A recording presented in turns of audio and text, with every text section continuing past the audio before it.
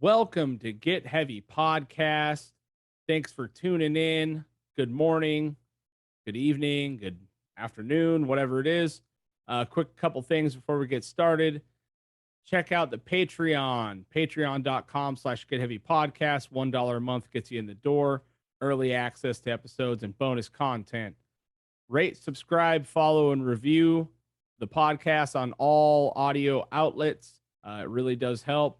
Check out the YouTube. Hit that notifications bell, subscribe button. Doesn't mean shit to you, but it means a lot to me. And check out the merch, localshop.com/Get Heavy Podcast. We got new merch dropping soon. I appreciate everyone that supported so far. Also, go ahead and give us a call on the Get Heavy Hotline, 805-666-2314. And you can leave your weird story, message, answer the question of the week, rates, reviews, fucked up shit, send your memes, texts, voicemails, whatever you want. Know that it will maybe used on the podcast if it is good. Having said all that, enjoy the episode.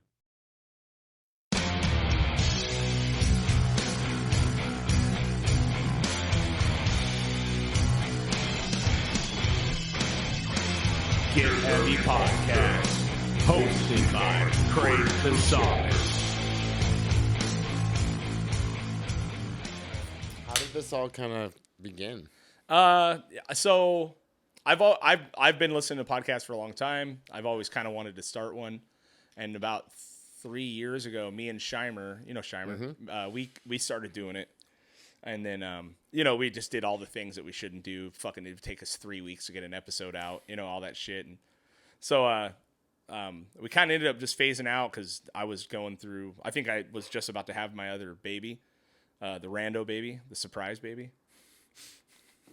So I kind of phased out. Yeah, totally. Fuck, dude. That was a shocker. I was like, I wasn't ready for the first two. I definitely wasn't. So what, you got 3 in the squad? Yeah, we got 3. Yeah. But it faded out, and then during COVID, everything was fucking shut down, and it was like, dude, me and Shimer were kind of getting antsy. Getting antsy and wanted to talk to people. So we started it up again. And Shimer ended up kind of phasing himself out because he basically he's starting to go back on tour again, all that shit, and he just can't be around, what I mean? Yeah, because this probably takes a good amount of time at times. It does, yeah. I mean, I got it down to a science for me, but you know how it is depending on other people for shit, dude. It's like, being in a band where you're not going to make a fucking dollar for a long time. There's a lot of community service involved. Yeah, there is, man. That's one thing I don't think people realize about being in bands is like, fuck, dude, It's an interesting thing. I mean, obviously I'm still in bands, but then figuring out this weird closed side hustle. Right.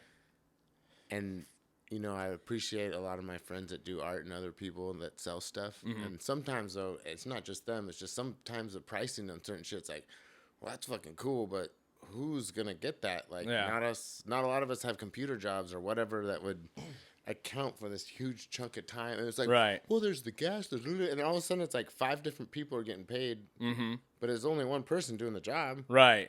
And then, if we applied that to the bands that we did for the last 20 years, no one would have ever bought anything or gone to shows where it's like, well, how much is the show? Dude. Oh, it's just $5. Oh, cool. Well, how much really is the show? Well, it's $237 each person, and we're not breaking even at still. all. Totally. We actually still owe money. So it's and not only that, plus the sound guy, this equipment, all that shit, the time, the fucking all. But then you're talking about 5 dudes too, or 4 or 7 or whatever. And then it's like, this is crazy. There's a lot more community service involved with playing music. There is, yeah. And it's cool when you get paid, obviously, because the wheels move better. Right. And I get why a lot of people just become CEOs and just faceless to it and just fuck that. Totally, deal with that guy or pay that guy, or I just want to do the thing. But yeah. Well, it's weird too because when I obviously I grew up like you, just playing punk rock and metal and fucking doing it for the love, right? And the Wrath never made a lot of money, but we never lost money, so that was cool. You know what I mean? Oh, that's always good. I mean, well, we did probably in what like I said. But you still had pants on by the end. Yeah, exactly. We didn't come home completely fucking shattered. Sometimes you're still pushing the rock up the hill, but you're naked. Yeah, totally. Yeah, it's brutal. But until I joined like the union, like what I do now, like heavy equipment operators. Are you like a forklift driver? Or? I run. So I got in to the heavy equipment operators union. Started running, like, I ran bulldozers and blades and all the big crazy shit. Yeah. You know, scrapers, big ass fucking shit. Forklifts was like, that's someone else's job, dude. I did like major dirt. You got to start on a forklift. Yeah, probably, yeah. right? You start. I mean, you know how to run it. You're probably really good on a forklift, though. Yeah, I can fuck up a forklift, dude. Yeah, I can get you on some wheelies. I can do whatever you want, you know. But I moved like big dirt and built freeways and shit. Oh, wow. You know what I mean? So now I teach. I got hired a couple years ago. I'm out of the field and I work for my union. I'm an instructor. Oh, whoa. So I teach people how to check grade and read plans and run equipment and fucking all kinds of other shit. My life has gotten so much less chaotic, you know, from 60 hours you're not, a week out there doing like crazy. You're actually just teaching people how to do it, and then from there. Right, but what it taught me was that the only thing I have for sale is my fucking time. You know what I mean? And it shifted my whole perspective as far as music goes. You know what I mean? To really kind of, because there was a point where the wrath had to shit or get off the pot. You know what I mean? And I was 2 kids fucking struggling, you know.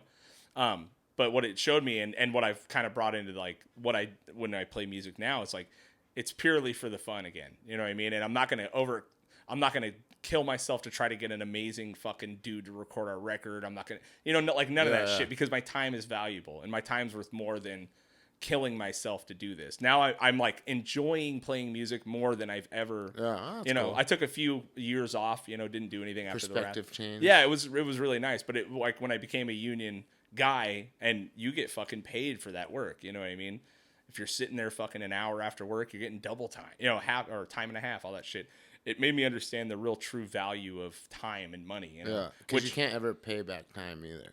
You can't. It's the only thing. Graham taught me that one. Yeah, I like flaked on him or something. He was like, you know, you can never pay back time. That's true. Like, damn, that's pretty heavy. Yeah, grandpas don't fuck around, dude. They know Graham, what's up. not Graham. Oh, Graham? Yeah, Grahams don't fuck around either, dude. Yeah, that's true. Yeah, there's something to be said for the older generations, but I mean, as far as it goes, you know, it is. I think you're right. It's a lot of community service being in a band. Yeah, which is cool, and I like that. I guess sometimes you'll see situations where it's like, oh, well, why didn't you do all that other shit we did too? And it's like, oh, well, I'm just doing it for this. And it's like, oh, I guess it's like if you're doing a barbecue and everyone shows up with something, and then, well, what's up with these dudes that just show up and eat and drink everything? Right. Like, exactly. They don't even bring in weed. Like, nothing. Like, they got nothing. Dude. Like, no value at all to it. I mean, they don't even put cool music on. Sometimes that is like a skill in itself. Yeah. It's like, oh, you suck completely, but you put something cool on at the right time. Like, all right, you're in, dude. All right, bro. He's got the fucking stereo down, dude. Yeah, it is. It's wild, man. The Beatles were paying someone to do the I Ching, so it's like sometimes you can pay a guy a hot dog to put a good record on or something. Dude, I watched some of that new Beatles documentary that came out on Disney. Have you seen any of that? It's called Get Back. I heard pretty about incredible. It, it's pretty incredible to see, you know, but a guy being in a band for so long, like, I really don't. As much as I think the Beatles are rad, I only like Revolver. Okay, yeah. I mean, I could go with you there too, but I mean, I get it. I don't need to watch them figure out how to write a song. Like, you know what I mean? Like, that's not real. And it's kind of the end of the ship by that point too, isn't it? They're getting like close to the end. On. They're talking about breaking up in it and shit. But it was really funny because it's like they decided they needed an anvil for Maxwell's, Maxwell's Hammer or whatever that song is, and then literally like there's a dude that just sits there and goes, bing, like every once in a while during this song, and you're like, really? All right. And it's just like a totally separate dude. I don't know what the fuck he was doing. He's probably got a pastoral English estate now, just from bing. And he looks exactly like Eric Wareheim from Eric and Tim and Eric Awesome Show. He looks exactly like, I mean, it looks exactly like he got superimposed in there. It's really weird, but yeah, I mean, all these people, you know, here's what I wanted to ask, like, being from this area, it's a big community, and it's pretty supportive. I mean, did you ever feel that when you were here? Yeah and no. I mean, I kind of lived here in the dark ages, and there wasn't shit going on. And it's funny because, like, even our crews didn't even get along. Right. And things were weird, and that's kind of one of the reasons why I always dug you, because, like, at one point, it's not like we were enemies, but it's definitely when we're like, hey, come over on fucking Sunday. Yeah. But recording that demo, I was just like, okay, I know Craig and his boys have this spot. And it's not like I was scheming, but it's like, dude, I need this No, recording dude, happen. Yeah. And I remember calling you, just like, can this happen? And there's just this pause, like, okay. Yeah. Did Like, you feel like there was You really not felt like there was hostility? but a lot of my other bros definitely felt that. Really? And I was always been kind of a mediator, and I'm friends with everyone. Right. But, like, there's definitely, I mean, we would go to the Kenji Shack, and dudes would throw bottles at the car and blame us for stupid shit that didn't happen. It was just like, but it's not like we were angels, too. We were doing stupid fucking shit. So it's like, but I definitely remember couches getting lit on fire over there. Yeah, just, I mean, I don't even think we're hanging out for that. Dude, No, there was I a don't think you crazy guys were show, there. that Vitamin X show there. Yes. Like, some dogs got stolen from cars. Like, some van was trying to steal chicks. That tree almost came down. That was, like, fucking wild. That was nuts. That was a cool fucking show. I almost had NFC there, dude. Did you I was, really? like, emailing the dude. It's like, we're going to play. And I was like, and then they just, like, couldn't get in the country. At the and I was shack, like, dude. At the Kenji Shack. That would have been amazing. I know. I remember seeing Streets. There? Yeah, they played there, Whoa. dude. It was fucking That's wild. crazy. That might have Wow. been where the couch got lit on fire. But it was wild, dude. Is that even there still? Well, Kenji's still there. Yeah. The shack's gone, though. Oh, like they just demolished it? Or? No, I think it's there, but I there was a hole, and I don't want to blast anything that Kenji went throughout, but he still has the property. That's and he still cool, lives man. there. But I haven't seen that guy forever. Speaking of just community service angels, like, God, that guy let a lot go down. Like, cheers, Kenji, if you're listening, man. Like, yeah, I keep trying to get him on the pod, and he won't do it, dude. that's cool. I Yeah, get I'm it. like, oh man, I keep bugging him. He's like, I don't want to do it. I know sometimes I like podcasts, but then sometimes I'm just like, what the fuck? This is. I get a lot of people like, you should have one or you should do it. I'm like, I like talking and I like engaging with people, but at that point, like, do we really need to save it? I mean, we can have the same conversation, right? Or I guess not. Maybe people forget shit or. Well, and you'd be really good at like weird shit. You know what I mean? Like weird stories. And like you always every time I like into getting you, around you got some weird wild shit. fucking like some tale. You know. So I You're got like, this.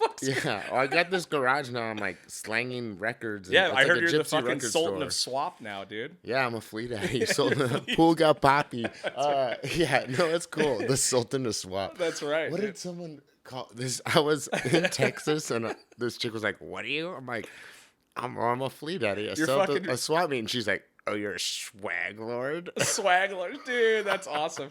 I was thinking of some today. Let's see, Sultan of Swap. Oh, the Flea Master General, dude. I like that. I'll take that. Flea Master General. Okay, well, yeah. So an extension of that whole thing is this garage I got, and it didn't start out like that. It's kind of organically grown. Mm-hmm. I just needed a storage for all this shit. I also didn't know if I was gonna do this full time. Right. I was bored. You know, I wasn't really making unemployment was kind of drying. I was more just boredom and just seeing shit stack up. And yeah, I guess I will talk about it. I did have a heart attack. So I had kind of not an existential breakdown, but a lot of things are cool, but I don't really give a shit as much as for material things. I mean, I still like it, and I see more of the inherent value of it, and it's just like, I rather flip this and move on. Right. And I just have too much shit where it's like, if I did die again, God, I gotta get rid of a lot of fucking shit. Right, so it's like, might as well make it this. Die again? Yeah. Did you actually die? No, I was awake the whole time. Okay. That's another crazy thing. Yeah. Is when people are like, oh my God, I must have been crazy. Or like, oh, you see a white light. No, I was like actually engaging with these dudes or trying to. They don't really like to talk to you, so that's kind of weird. Right. That's a whole nother. I mean. Yeah, man. Well, I'm glad you survived it. Yeah, it was cool. I mean, we talked about it a little bit before. You know, you changed your. But that was whole definitely a entire part. Perspective. I mean, I was a bartender before pandemic restart shit, so like that's kind of been slow to reopening. Mm-hmm. And I also wanted to try to figure out another line of employment that wasn't me staying up all night around booze and drugs and shit, which is fine. But I also just go to sleep at like 11 now, so it's like, fuck, it's hard to stay up till like 4, like. Dude. And I don't mind it. I like being social. It's actually even easier to bartend sober because like before it's like you're getting a groove and a buzz on, and if someone fucks with it, it's like you get kind of pissed. But it's if you have no buzz to get, you're just like, cool, whatever. You can just find the groove. Oh yeah, and then I like reverse it to like anyone that comes in. It's like I want this to be their best night. Right. You know, it's just like fucking rage. Like let's make it like break shit all night. Like fuck party, dude. Totally. Cool. Man. Like yeah. So yeah, it's just like a perspective change, but I needed another side hustle. I mean, I had to figure something out, and like I've always liked the swap meet. We've always gone. We used to call the one in Oakland church. Like every Sunday, we just wake up. Did you go to a lot like here? You know what's Santa funny? Barbara, I would go to the Santa Barbara Goleta one, or there's a Goleta one by the drive-through on the way to UCSB. I'd go to that one right there. Yeah. And my mom found me this killer old Rogers drum set there, like my second real set. Like so, I'd find cool shit like. Just like weird band shirts, you know, like so. Totally. I've always been into like thrift shopping and just junking. I mean, out of necessity and boredom, and just right. I don't really like new shit. I just never really have beyond the pricing. Like I've never been caught up in like I need this new. Like maybe shoes because they're kind of nasty if you wear them old. But new shoes. Underwear is a good idea. Underwear and socks, but like, totally. But beyond that, like I like old shit. Like I mean, new stuff's cool, but I'm really not. It's like it washes. It's fine. I'm not at all caught up in this, like, it's got to be new. It's, like, weird. Yeah. So, no, so for everyone listening, I know you tie-dye shirts, you do all kinds of shit. Like, you're kind of manufacturing your own clothes on top of. In a way. I mean, it just is a way to get people into the booth to sell them other shit, but it's mostly records. And the tie-dye is just, it was, like, making bolos or, like, I find knives. It's any kind of things that I just like. Right. Early on in this game, someone just told me, like, do the things you know. Right. Because at first I just pile the van with whatever crap I found on the street, which a lot of the shit I sell is just literally like end tables I see on the side of the street. It's like, all right, that's $20. I mean, totally, or it's just an end table or like that's $30 or whatever, you know? Yeah. So there was a combination of that, which can get annoying because you have this cool display and then someone's like, well, I want the table. It's like, yo, bro, okay, look fuck the it. records, Yeah, man. get it. Or come back around and buy it. Like, yeah. Like I had this cool basket, and this old Mexican lady's like, "I want the basket." It's like, all right, well now, all right, take here's it. all my shit. But then it's like, well, literally, that thing cost me nothing. So you're trying to give me money for something I found for nothing. I can't really argue. So you literally will find shit on the road or free, or like whatever. in the practice spot, you see shit in the hallway that's like, oh, this is the free zone in the trash, and sometimes it's broken. I like fixing shit too. It's like. Makes you learn how to like. It's like, oh wait, how does this work? It's like all just reverse engineering. A lot of times you can see, or like reupholstering things. Just like, I mean, I'm just bored and I get up early and I'm not drinking or doing drugs, so I have a lot more energy. And I'm just like, oh well, it's like reversing your mind. It's like, oh, that thing's broken, or oh, that can make me $20, like or $100 if I really put my time into it. Right, so, right, yeah. So it was part of that, but then building up to that, it was really because I was riding my bike around. And it was like middle of pandemic, nothing's open, and I saw these white tents like glistening in the sky. And there was a parking lot, and it was just like, wait, it's full, and it was just bustling. I was like, wait, what the hell is it? I was like, oh yeah, the swap meet. Yeah. Like, why would that ever end? Yeah, like, the swap meet never slowed down. Like, I mean, it's a whole nother world that has its own rules anyways, but it is all the things you need. It's an essential service. It is, yeah. There's fruit, you know, like, hey, there's food. Selling food. And all so I started kind of like going back, like, and not telling people, like, incognito. It's like, because it was kind of weird at one point. It's like, where were you? Oh, you left the house? Like, what the fuck, you know? So, so I like just kind of was like this secret mission, like going down. And it was cool because I was like waking up early. So I was like, actually seeing the good shit, because a lot of times we get down there at 2 or 3 p.m. just hung over and just like well, that one goes till 5, so you still see shit. But the guys that know what's up are there at fucking 8, 9 o'clock in the morning. Dude, no, those motherfuckers they're at 3 in the morning and they already sold their shit by 5 and they went to another one. Yeah, there's a whole nother level of it. Shit, there's just they don't even go in there. They just get to the parking lot because they have their regulars, and then they just flip to their regulars, and they go to another one. Really? Dude, it's fucking crazy. That's crazy. There's so many other weird little economies going on. Yeah, man, that's what I want to know about. You know what I mean? It's really bizarre, because I also, just being around, I mean, I'm a pretty observant person, and I'm just, like, people watching the whole time, too. I mean, the people watching with this whole thing has just been amazing. I bet, dude. It's just crazy, because it's like, you just get stoned and sit back, and it's just like, look at that. Like, or what is that? Or, dude, like, some of the shit that, like, people are just walking by with, where it's like, what are you gonna do with that? Or where did that come from? Like, right. Like the other day, this dude's like peeling through records, and he's like, "I know you're not gonna believe me, but here's my story," which is a great way to open the thing, because awesome. Everyone's a bullshitter. It's the land of bullshitting. Because Jimmy said it perfectly. It's like, you're not fit for normal society, so you have to go and be a king on the dirt mall, you know? And I was like, whoa, that's fucking genius. Because it does have its own rules. And if you don't follow it, these people will fuck you off, or they're up at weird hours. But it is a community, too. And I always go out of my way to, like, talk to other sellers or buy shit from them. You can tell it's like, man, that guy's kind of slow. Like, go up, spend like $10, just kind of communicate. And totally, like, man. It goes way far, like, and it's just fun. I'm like giving them weed and shit, and just like they think I'm like fucking crazy, or they laugh, or they're just like, what the fuck? Are there more people like doing what you're doing now over there, or is it still really? Are you on an island out there, kind of like doing what you're doing? I mean, I see friends and I see people I know, right? But it's more through that. I mean, there's certain people I've been trying to like get into that world, and there's certain people that are trying to get me to like a higher, let's say, like elevated antique world. But I really just don't like that environment, and like I'm really just comfortable being like a trash person. It's totally like psychedelic, so like Sanford and Son, dude. It's like like just this like weird. Yeah. But then it's like more than that too. So this garage thing.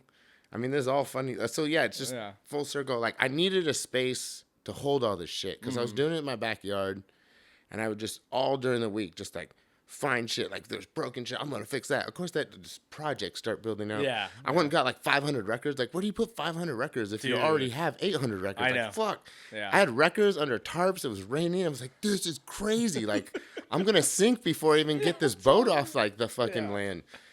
So I just, like... was, what am I going to do? I like would consider a storefront, but rent's just so expensive. Nuts, and I wouldn't want to be around to something like that. And I don't like how rigid that is. I like the street. I like person to person. Like, I like being mobile. Right.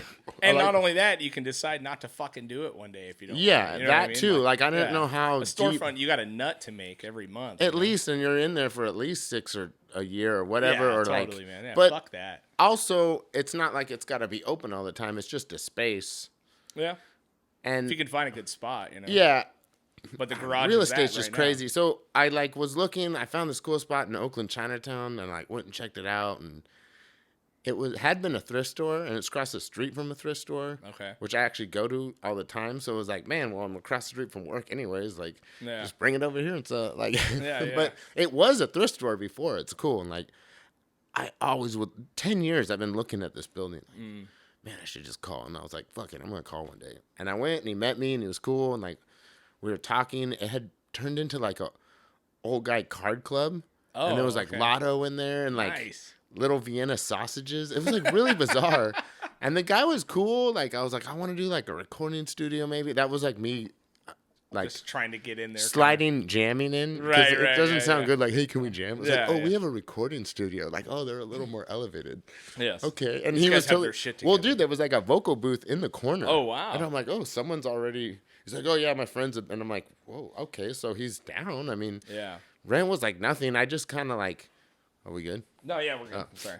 I just kind of like couldn't get a couple more people involved at that level. And I get it. It was more than I mean, I'm selling used jeans. What am I even... Right. What business do I have with a fucking storefront? Yeah. But if I got 2 other people, each paying like a third, and we were doing like parties and other shit, I think we could have made it happen. But again, it's like, how cemented do you want to be to that? Right. And then I knew that then too. It's like, I don't really want this commitment. Like, right. Because I've almost been trying to like move out of Oakland the last couple of years too. So I'm like... Yeah, I've just been over it. I've just been there too long. I need to figure something else out, you know? But it still works for me, and I can create out of there, and I have bands there, and it's just, like, easy. It's like I don't even have to, like, try, and I can, like, somehow pay rent there, you know? That's when the best shit comes, though, when you kind of just, like, just take that fucking chance. Yeah. You know what I mean? Like, and, you know, I like... I'll throw some shit at the wall. I keep on telling me I need to get myself a real job, but I keep paying rent every month somehow from just being a trash man. So, like... It's working, you know? So until I'm like, holy shit. I mean, it is real stressful, like, right around this time. I mean, thankfully, I can pay rent kind of late in some spots. But, we'll see. I don't know. It's going. So, I like this garage kind of perfectly fell into my lap. Yeah. And his friends of mine have, like, an art incubator connect. It's a really weird space because it's, like, it used to be a paint shop, storage area. And they used to make paint in this garage. Okay. It's not connected to a house. a lot of times you don't get a garage, just freestanding garages are yeah. very rare. Yeah, yeah. So a lot of times people think I live there. Right. And I'm like, no, I don't live here. Like, there's nowhere to live. It's just all this shit all over. It's like really weird. Yeah. I got Grande to draw me like a cool sandwich board. Yeah, yeah. And finally people like are like, oh, this is a business? Or you sell things? Because otherwise it's just me in there. I think they're intimidated. Like, oh, what the fuck is that guy? Like, or they think I'm just in there with all my stuff. Like, they're like, oh, this is all your stuff. Like, I'm like, what is? But I'm selling it. Yeah, it's like, totally. who just sits around like, look at all my shit. And it's like, what? I guess that's how people roll. Like, dude, I mean, you would be surprised. yeah. You know what I mean? But I mean, I got like a dressing room in there and all these, like, I guess it just looks like our house, but with a dressing room or something. Yeah, Like, there you go. I don't put tags on things. Maybe that'll like. Do you have like a set schedule that you open in the garage? That's another thing that bums people out. it's like no set schedule. No, it's like I tell people 12 to 6, and a lot of times I'm there on the weekends. Obviously, I wasn't there this weekend. Right, right. I mean, I'll be there 5 days in a row, but then I'll be gone for 2 weeks. Right. Okay. If the door is open, I'm there. Right. Like, or people are like, "Well, when you here next?" It's like, I'm here now. Like, just buy shit. Like, it might not be here next time. Like, totally, man. You know, I already almost died. You know, like, come on. Yeah. Do you think like the lack of wanting to make a commitment on that I mean, you were a touring musician forever since you were fucking 20 years old. You know, 17. Like, 17. You know what I mean? Like, you think that has like a bit to do with it? You're like, I ain't fucking getting tied down to this shit. You know what I mean? Like, no, it's kinda. I mean, it's really just financials. Is it? Yeah. Like, I mean, if it was really fucking cheap, obviously I'd do it, but yeah, I'd have to do a lot more other shit, or I'd have to kind of raise all my prices. I like the fact that I'm cheap as fuck. I'm competing with thrift stores.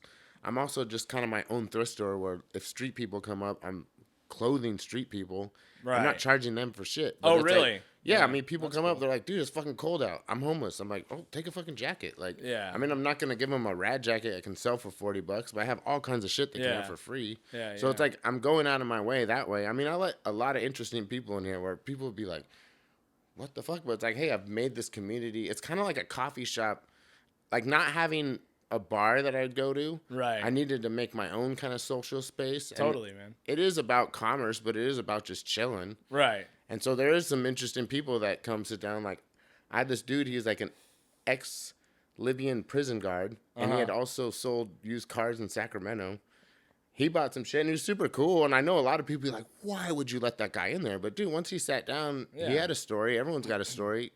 He clearly did some shit that put himself in the position that he is in now. Right. But he still had a lot of knowledge to impart. And a couple times, the language and the discussions were getting kind of, and I was like, okay, but it kind of like, he had a point to everything, and it was cool. Right.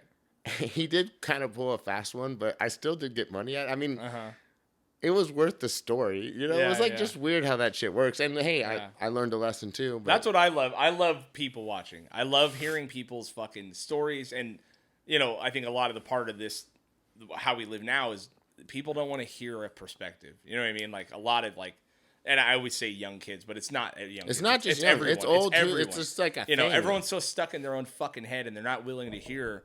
You know, you take 10 minutes out of your day, and this guy tells you some of the craziest shit you've ever heard in your life. You know what I mean? Like, if you give people the opportunity to open up, most of the time they will. And you know what I mean? You never know what little nuggets they got to impart. And sometimes you'll hear something that will totally just make you take a step and be like, wow, like that's interesting. That maybe that has nothing to do with me, or like maybe I don't even agree with that. Mm-hmm. And so part of this thing that was interesting, I was, you know, I'm just open and I'm on the street. People are just walking by. Either people can come in or not. And I'm usually I try to be social and engaging, but I'm not like out there with like not like a squiggly guy. Like, hey, I'm just like, hey, if you don't want to come in, that's fine. I'm just, it's chill. It's like, you want it or not. I'm not going to go out of my way. Like, but you know, I do say hi to people, and I was noticing I was getting a lot of people from the Muslim Arab world coming by, and they're nice, and their kids were very like inquisitive and curious and would want to come in, but the parents were like, no fucking way. But they would like tip their hat and be real nice. They'd be engaging, and I was like, oh, cool. Like, all right, but I mean, I can kind of win over anyone in a carny way. Like, I could sell an Eskimo a fucking freezer, you know? Like, totally, dude, so I'm like, not that I'm miffed that my powers weren't working, but I was just kind of like, well, this is like they're engaging, but there's clearly this wall also. Yeah, a cultural barrier. Probably, yeah, and whatever. You know so it's fine. But it happened like 2 or 3 times, and at one point, one guy even said like, "We admire you," and I was like, "Oh, cool." Weird. But okay, yeah. there's still this kind of like, and the dude stopped and we started talking, and then he kind of like told me, and he was like, "This might sound kind of strange, but like in my world and in our mythos, like every holy man has been a merchant or a sheep herder." Really? Okay. Because there are these patient jobs with sheep, you got to control the sheep, or a merchant. Right.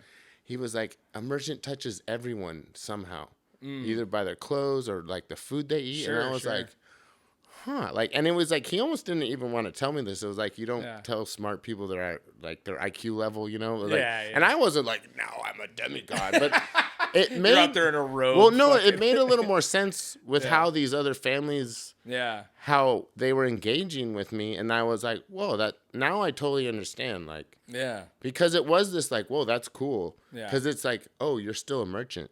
Right. Like, we don't like anything you're doing or what you believe in. They could tell I'm like a pagan satanic weirdo or whatever. But the fact that I'm still doing this, and I was engaging, I was nice. I was like, get the fuck out of here, you know? I was like, oh, hey, what up, little kid? Like, and the kids would ask me questions, and I'd be cool, but it was always like, no, you can't go in there. Yeah, you ain't going in there, dude. It's funny. It's funny the parents and the you'll see these parents come in, and some of them like, I mean, there's tits everywhere and bongs and weed, and like, man, way crazy shit on the wall, and they're just like, cool, and the kids always know how to find shit. Like, they'll open a box, and like the parents like, well, that's why you don't just open boxes when you're not supposed to. And it's funny to see. Yeah. And then there's some kids that are just like, whatever. They're just like completely. Yeah. Well, it's unengaged. Weird too, because like I grew up thrift stores and swap meets, and you know, like we would dumpster dive. Yeah. You know what I mean? Like I grew up in that shit. Like nothing would make me more stoked than to wake up early and go down to that fucking swap meet in Ventura at the college and fart around, you know what I mean? And, totally. And Brooke Dalton is a massive swap meet guy, you know what I mean? That guy's got a whole house full of swap meet shit. I mean, it's I love it. And it's funny because now it's all on TV and shit. I don't really watch any of that shit. People are always like, oh, is that? And I'm like, I actually have no idea what there's an actual flea market There's a bunch of like, just like. I know there's storage war bullshit. There's that, and there's a bunch of other things where it's like similar things, more probably estate things. And honestly, I've tried doing a couple of those things. People are like, oh, you find crazy shit. It's like, it's kind of just like snooty ass old people that got a bunch of shit. They don't really kind of know what it is. Right. They didn't really have to like search or dig or find it. Right. They just got someone's shit, and then it's like, well, this is worth this. And it's like, everything's worth whatever you want it to be to whoever wants to pay you that. Right. So it's like, I don't know. It's like crazy. Well, it's weird because the value of something, you know what I mean? Like, you know, like when you talk about art, you talk about anything. It's like, dude, you find something and you're like, what the fuck, man? Like, how do you not think this is worth anything? Even though you're going to make $20-$30 on it, but it's fucking, you see something that's been sitting in someone's fucking house or garage or on the side of the road, and you're like, dude, there's value in that, you know? Well, like, there's also just like, when you're dealing with older shit, a lot of times it was actually like made well and it's stuck around. Yeah, it's lasted the 50 years. Yeah, and like, you know? And that's part of my whole thing where I don't like this certain vintage things, or like, it's like certain things should be you should be having things back in rotation. You should be encouraging people to use shit and like re-wear shit, and it's like, hey, this still works. Right. Now you have all these clothes that are super fucking cheap, but they're super fucking crappy too. Right. Yeah. And it's interesting learning about textiles and getting into this whole. I never thought the clothes thing, you know, and you learn about, it's like, all right, America just takes all these crappy clothes and just bricks them and then sends them to China, and then they deal like, they basically send them back. We're just sending each other shitty, crappy clothes. Yeah, totally. And they're already just falling apart. Right. Where you can find some shit from the 70s, 80s, and it's like, dude, you could light this shit on fire. It's still going to fit, you know? And it's like cotton somehow. It's like, what? Yeah. It's a trip. And like, and that's part of the tie-dye thing. Like, I don't even like tie-dye really. Like, my first tie-dye I bought at Walmart, it was a Leonard Skinner one. It was $5. I just thought it was hilarious. Yeah. It's got American Eagle. People are going to be pissed. It's so you're not a Grateful Dead fan. I hate the Dead. Like, honestly, Touch of Grey is my favorite song. It's because it's like jamming. Yeah, and like, totally. And the more and more I get into it, I don't think we'll get fully into it with the Dead because it'll be too long. Yeah, totally. But the more and more, I'm like, this is pretty disturbing. And like, I think that there's like some like, COINTELPRO, you really want to do that. I'm on you, dude. So, have you read that Chaos book? Yes, I've read Manson? That, and that was a part of the thing, and my own beliefs. And I also was at a show talking to this dude's dad, and he said it to me. But Really? the way he said it, I was like, what do you mean by that? You think like Jerry like went and clocked in, and he was like, well, it doesn't matter. They're a CIA man. I was like, but being infiltrated is different. Different. Yeah. And They it's may like, not that's even like- have known it. Yeah, You know but what then I I, mean? just thought I liked his version. I was like, no, they are. Yeah. I'm I mean, like, that's definitely more Like I didn't agree exciting, with it. you know? Yeah, but I was just like, okay. Yeah. But then I started tripping out more and more. I was like, okay, they never really got in trouble. Yeah, they did. All those bands, but dude, for how crazy it was, and then the fact that it's kind of like this, it accepts anyone from anything Right. for whatever reason, and it's not about anything specifically. Right. It's just this umbrella that will let anyone do anything they want, which is kind of weird. And then it's Yeah. like kind of almost controlling, and like you can do anything you want here. Right. It's just like, and then it kind of, Utopia. and then it perfectly kind of just fizzles out any energy you would have had Right. for a cause or whatever. So I don't, beyond just the music, the music doesn't make, it's like, Doesn't do anything. For yeah, me. I like the me Allman either. Brothers. I like weird, crazy music, but there's something about that where I'm just like, eh. Well, it's just so weird that, like, a tie-dye T-shirt, like, in everyone on Earth's mind means you like the Grateful Dead. Yeah, and that's a funny like, thing. If that's the most impressionable thing they did. Yeah, and they didn't even really do it It's because like that's another they thing. ruined tie-dye T-shirts for anyone else to enjoy almost. For Well, a that was while, another you thing, know? realizing it's like, oh, hippies didn't invent this shit. Like, people have been dyeing clothes for, Oh yeah, you know, it's just totally. the palette of colors. Yeah. But a big thing was, like, you got stained ass clothes, you can dye it and it's clean and the stains are gone. So that's why hippies like tie dye. It's like, yeah, you have a shit colored shirt on. Oh, now it's all fucking Now right it's all, color. whoa. It hides in there. But it's like, Yeah. you're just covering up the fact that you shit on yourself. Yeah, or you spilled bong water on But your that's the fucking beauty of reusing things, you know? Like, so. Yeah. But yeah, it was definitely like, and I run into these people where it's like, oh, what, you didn't do this as a kid? It's like, no, my parents weren't into that. I didn't do, like, doing tie-dye in school. I don't know. Like, that wasn't the school I did went it to. at a religious like camp. Which is funny, like You know a what I mean? religious school is getting into this shit. Like, what? We were dying for Jesus. There you go. Oh, well, that's cool. And that's the other thing is like, dude, I use some pretty crazy chemicals. I got to have gloves and I should be wearing a mask sometimes. I'm like, what are they giving these? How were they tie-dyeing back then? I know it's RIT and some other stuff. Yeah. But there were, at some point, there There's was some some wild burn-ass shit going hippies that are like, Also just like kind of talking to some of my like friends whose parents were like super diehard. And some of the things that those parents put their kids through for that, where I'm just like, that's fucking raw. Like, I know my band's crazy and like some crazy shit has happened around us and my bros partying, but I like, not like that, you know, we're just like, that's totally next level. Just like, whoa. What are you doing to your kids? Or just a lot of them are like really about getting in for free and not paying for anything. So it's like, this is this band you love, but you're just going to rip everything off and like never pay. It's like kind of like, what are you supporting then? Well, that or like the guys that would follow them and then make like businesses around it. You know what I mean? Like the guys that would sell burritos and Which I mean, I think that's kind of cool. I get that, okay, but like they're, you know, I would assume like they made a whole fucking like a market around themselves. Yeah, that's kind of weird. Really If they're weird, not breaking down to the dudes, like it's kind of like, what the fuck? Yeah. Although Grateful Dead was making plenty of money, I'm sure. You know what I mean? CIA money. That's right, baby. Yeah, getting that free acid from that Haight Ashbury. Well, there is a great. I mean, I've done a lot of just reading on them in general, and there was like this tour they were supposed to go, or they did a tour, but Jerry got connected with some dudes that were supposed to put their records out, but they just ripped them off for like hundreds of thousands of dollars, totally. and they didn't take the hit collectively. They put it all on him. Oh, really? And they went on this tour, and I guess he was just making like $10 a day, basically. Wow. And it was like for like years, they made him work this shit out. And I was That's like, dude, that's crazy, kind of, those are your bros? That's wild, man. Yeah. Like, I don't know. That kind of tripped me out. Hippies are now yuppies. You know what I mean? Yeah, there's just a lot of, you know what I mean? I don't know. Like, It's a weird. it's a weird world, man. And like the CIA book, the Manson book was definitely like, whoa, okay. That was a trip, dude. There's a lot of weird shit. Because I grew up around them. Did you know I grew up around the Manson family? Like I grew up in the desert, right? Like way out in Mojave. Oh, all right. Right? So I like the Barker Ranch more or the other one? yeah, Barker Ranch. I lived by Barker Ranch. Huh. Yeah. So my babysitter as a kid, her name was Cappy, and she was in the Manson family. She had a fucking cross carved in her forehead, dude. Whoa. You know what I mean? So like my dad would go to work and the Cappy would be fucking hanging. I'd go to my grandma's house. She was friends with my grandma. Yeah. And so I'd fucking go there and be hanging out with her. And I didn't think anything of it when I was a kid until one day I asked, I'm all, what the fuck? Like she told us that she fell on a cookie cutter or something, some weird story when we were kids. We didn't think anything of it. What an interesting way to But her explain that family was away. the one that owned the Barker Ranch. And so we go up there all the time and go 4x, dude. Whoa. Yeah, so it's not the Spawn Ranch, the one in Yeah, Chatsworth. no, I know it's the Barker different. Ranch. Yeah. My fucking dad, my grandpa owns Manson's bus. He's got it in his scrapyard out there in Trona, dude. Yeah. Do you know how that bus was here? No. Or like almost Oxnard? They got like. Well, it's one of them. It's a short school bus. It's not the black one. It's not the black. The big school bus. No, it's not the big one. Short one. It's a short black one that they had gotten.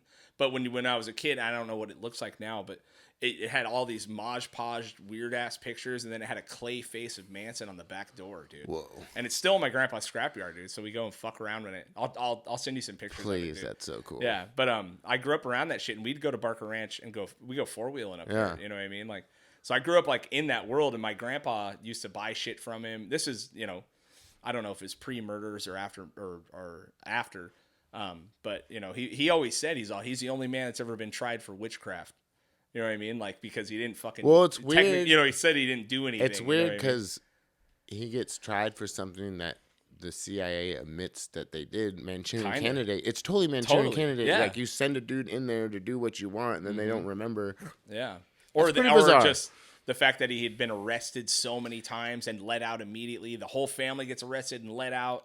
That Chaos book is nuts. It's dude. pretty crazy, and I don't know if you've listened to follow-up ones with him. Tom O'Neill talks more about it. There's a bunch of shit he obviously can't put in the book. Yeah. I haven't heard much of it. There's a couple. I heard him on Rogan. It was pretty interesting. Yeah. Well, he's talking about like that book comes out and that the clinic that like 52 years closed like within a week of that book coming out. So it was still open currently? Yeah. Wow. So that's kind of wild. Yeah. I mean, wild, dude.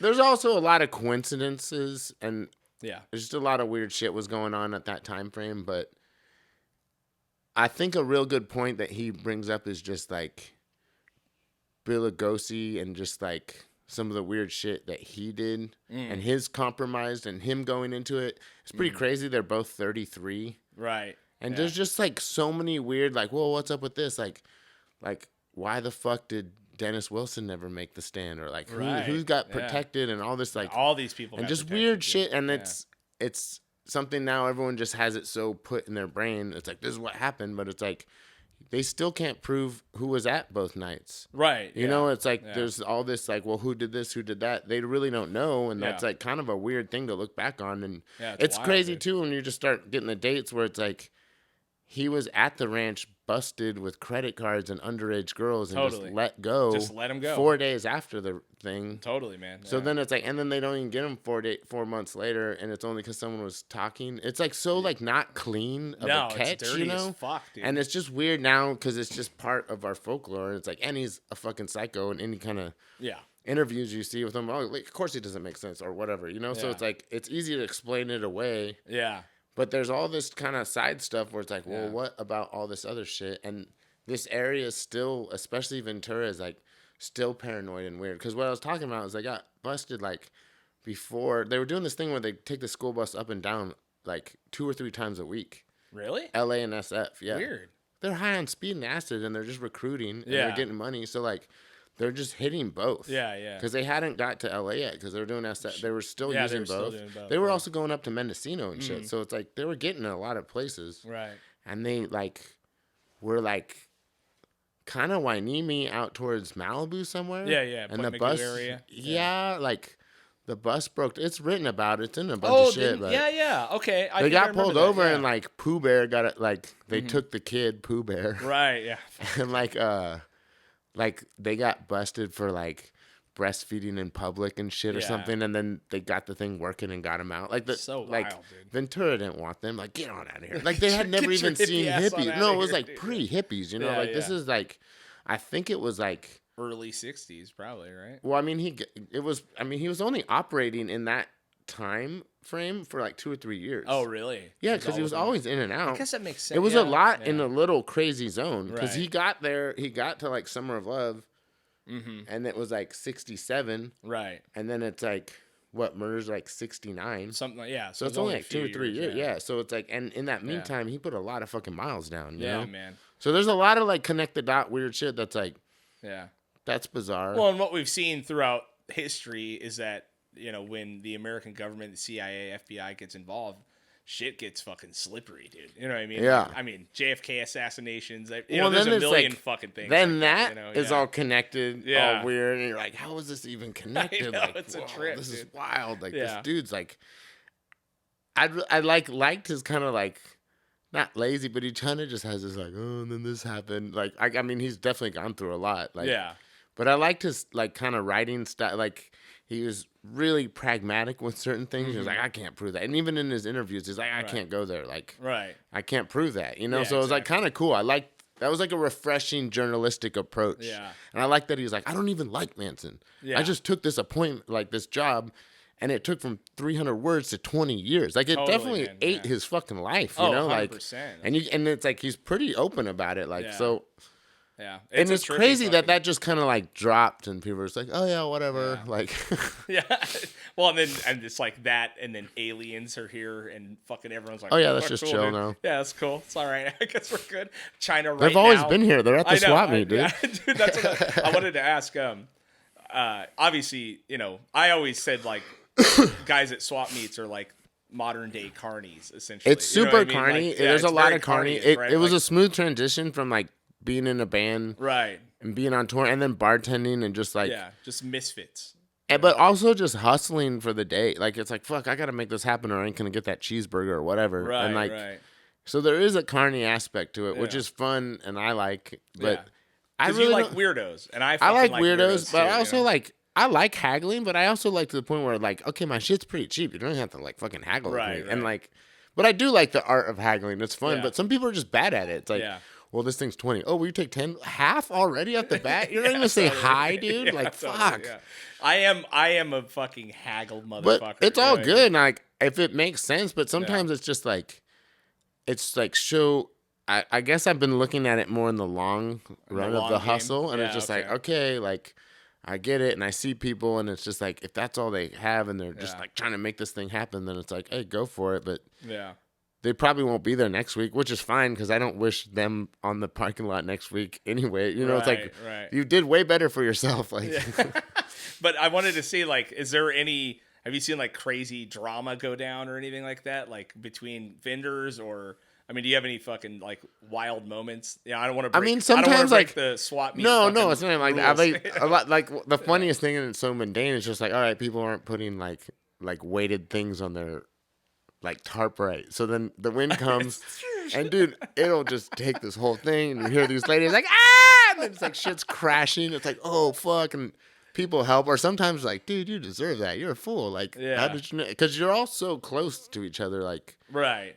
Like I had this one thing where I was like trying to park. I got this big ass van. I can't see. Right. And like I made this turn weird, and I just totally ran over this dude's plates, and I just heard him, and like everyone just turned, Oh shit. and I'm like, fuck, and I get out. I'm like, hey, where's the guy? Like, I know I broke his shit, and like they're like, he's gone, he's getting changed, and it was like early, everyone's like going through shit, and like Oh, people man. start asking me how much things were. Yeah. And I'm like, So you should just lady, sell his shit did so you can give literally him some not see cash?" me like run over this guy's shit? Like, I'm like, and she's like, how much is this?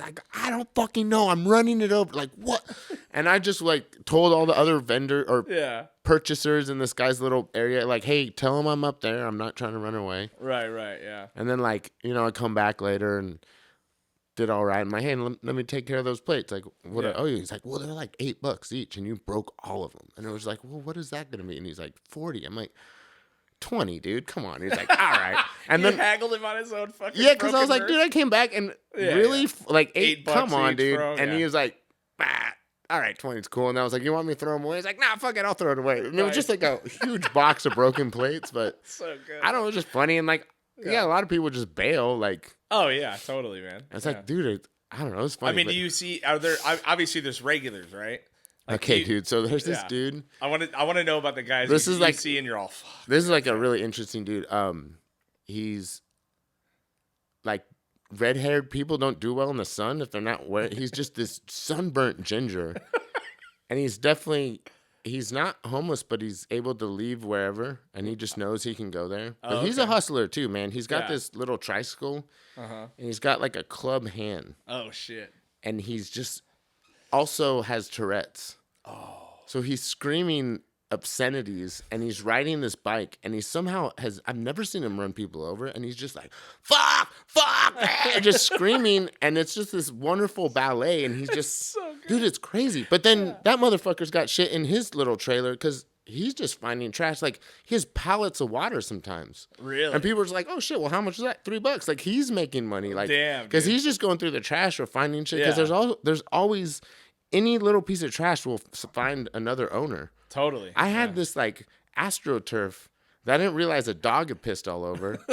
Like Crispy got all me into AstroTurf, putting it in the vans. Like, oh, this rules like AstroTurf, and it's like I found this piece and like the sun hit it in a certain day, and I was like, this is covered in piss. I didn't even think to wash it, and I turned it over, fucking yellow as fuck, and I was just like, fuck this thing, and I just kind of threw it out into the swap. I laid it out nice. I was like, someone will take it. Yeah. Not even 5 minutes go by, and this dude just walks up, looks at it, flips it over. Yeah. Like gauges, like, and just took it. And it was like, cool. Like, the economy rolls. Like, it's still. And it keeps on rolling. It keeps on rolling. And that's the cool thing is like, yeah, reuse that. Like, fix that. Or. That dude's. Okay, so more on this dude. Yeah. Let's hear it. At different times, he'll sit down and he's like calm and engaging. Mm-hmm. And it's almost like he's a holy man because people sit there and they just stand there with him.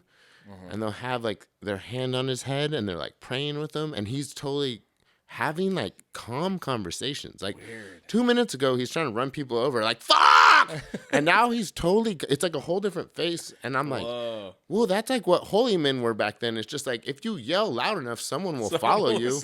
And it's just like, that's the guy, give him fruit, give him money. And he's sitting there Indian, like, or not Indian, but like folded in the position, meditation style. And he's got people just giving it. And it was like, whoa, like, he's just switch it. So he's just a part of this whole thing too. And he's always there. And like people like fuck with him, but he's like knows what's up. And like he has a lot of respect from a lot of these people too. Cause he's there, or they're just like, fuck this dude. But he also has shit too that he finds. So it's kind of like, oh, you don't want to fuck that guy off. Cause you might want to buy that. Hey, you might have something flat of water later.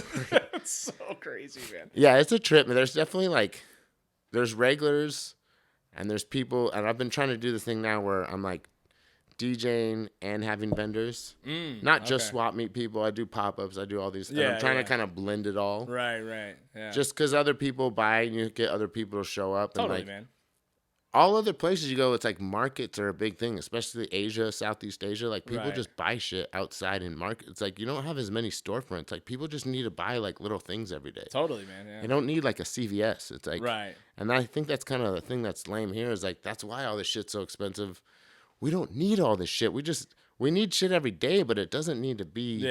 It's like too complicated. It's almost like that bodega system, you know which is way better, and it stays you just need to run down to the corner real quick. It stays fresher, and then it's like toilet paper. Yeah, it's like you don't. It's and that's kind of this whole like when shit got lame, and it's like everyone's hoarding toilet paper, and then these assholes want to try to return it. It's like fuck you, like no, that's your fucking toilet paper. Yeah, where else is it gonna go? You're clearly gonna use it. Well, I wondered how much of that shit got to the swap meets though.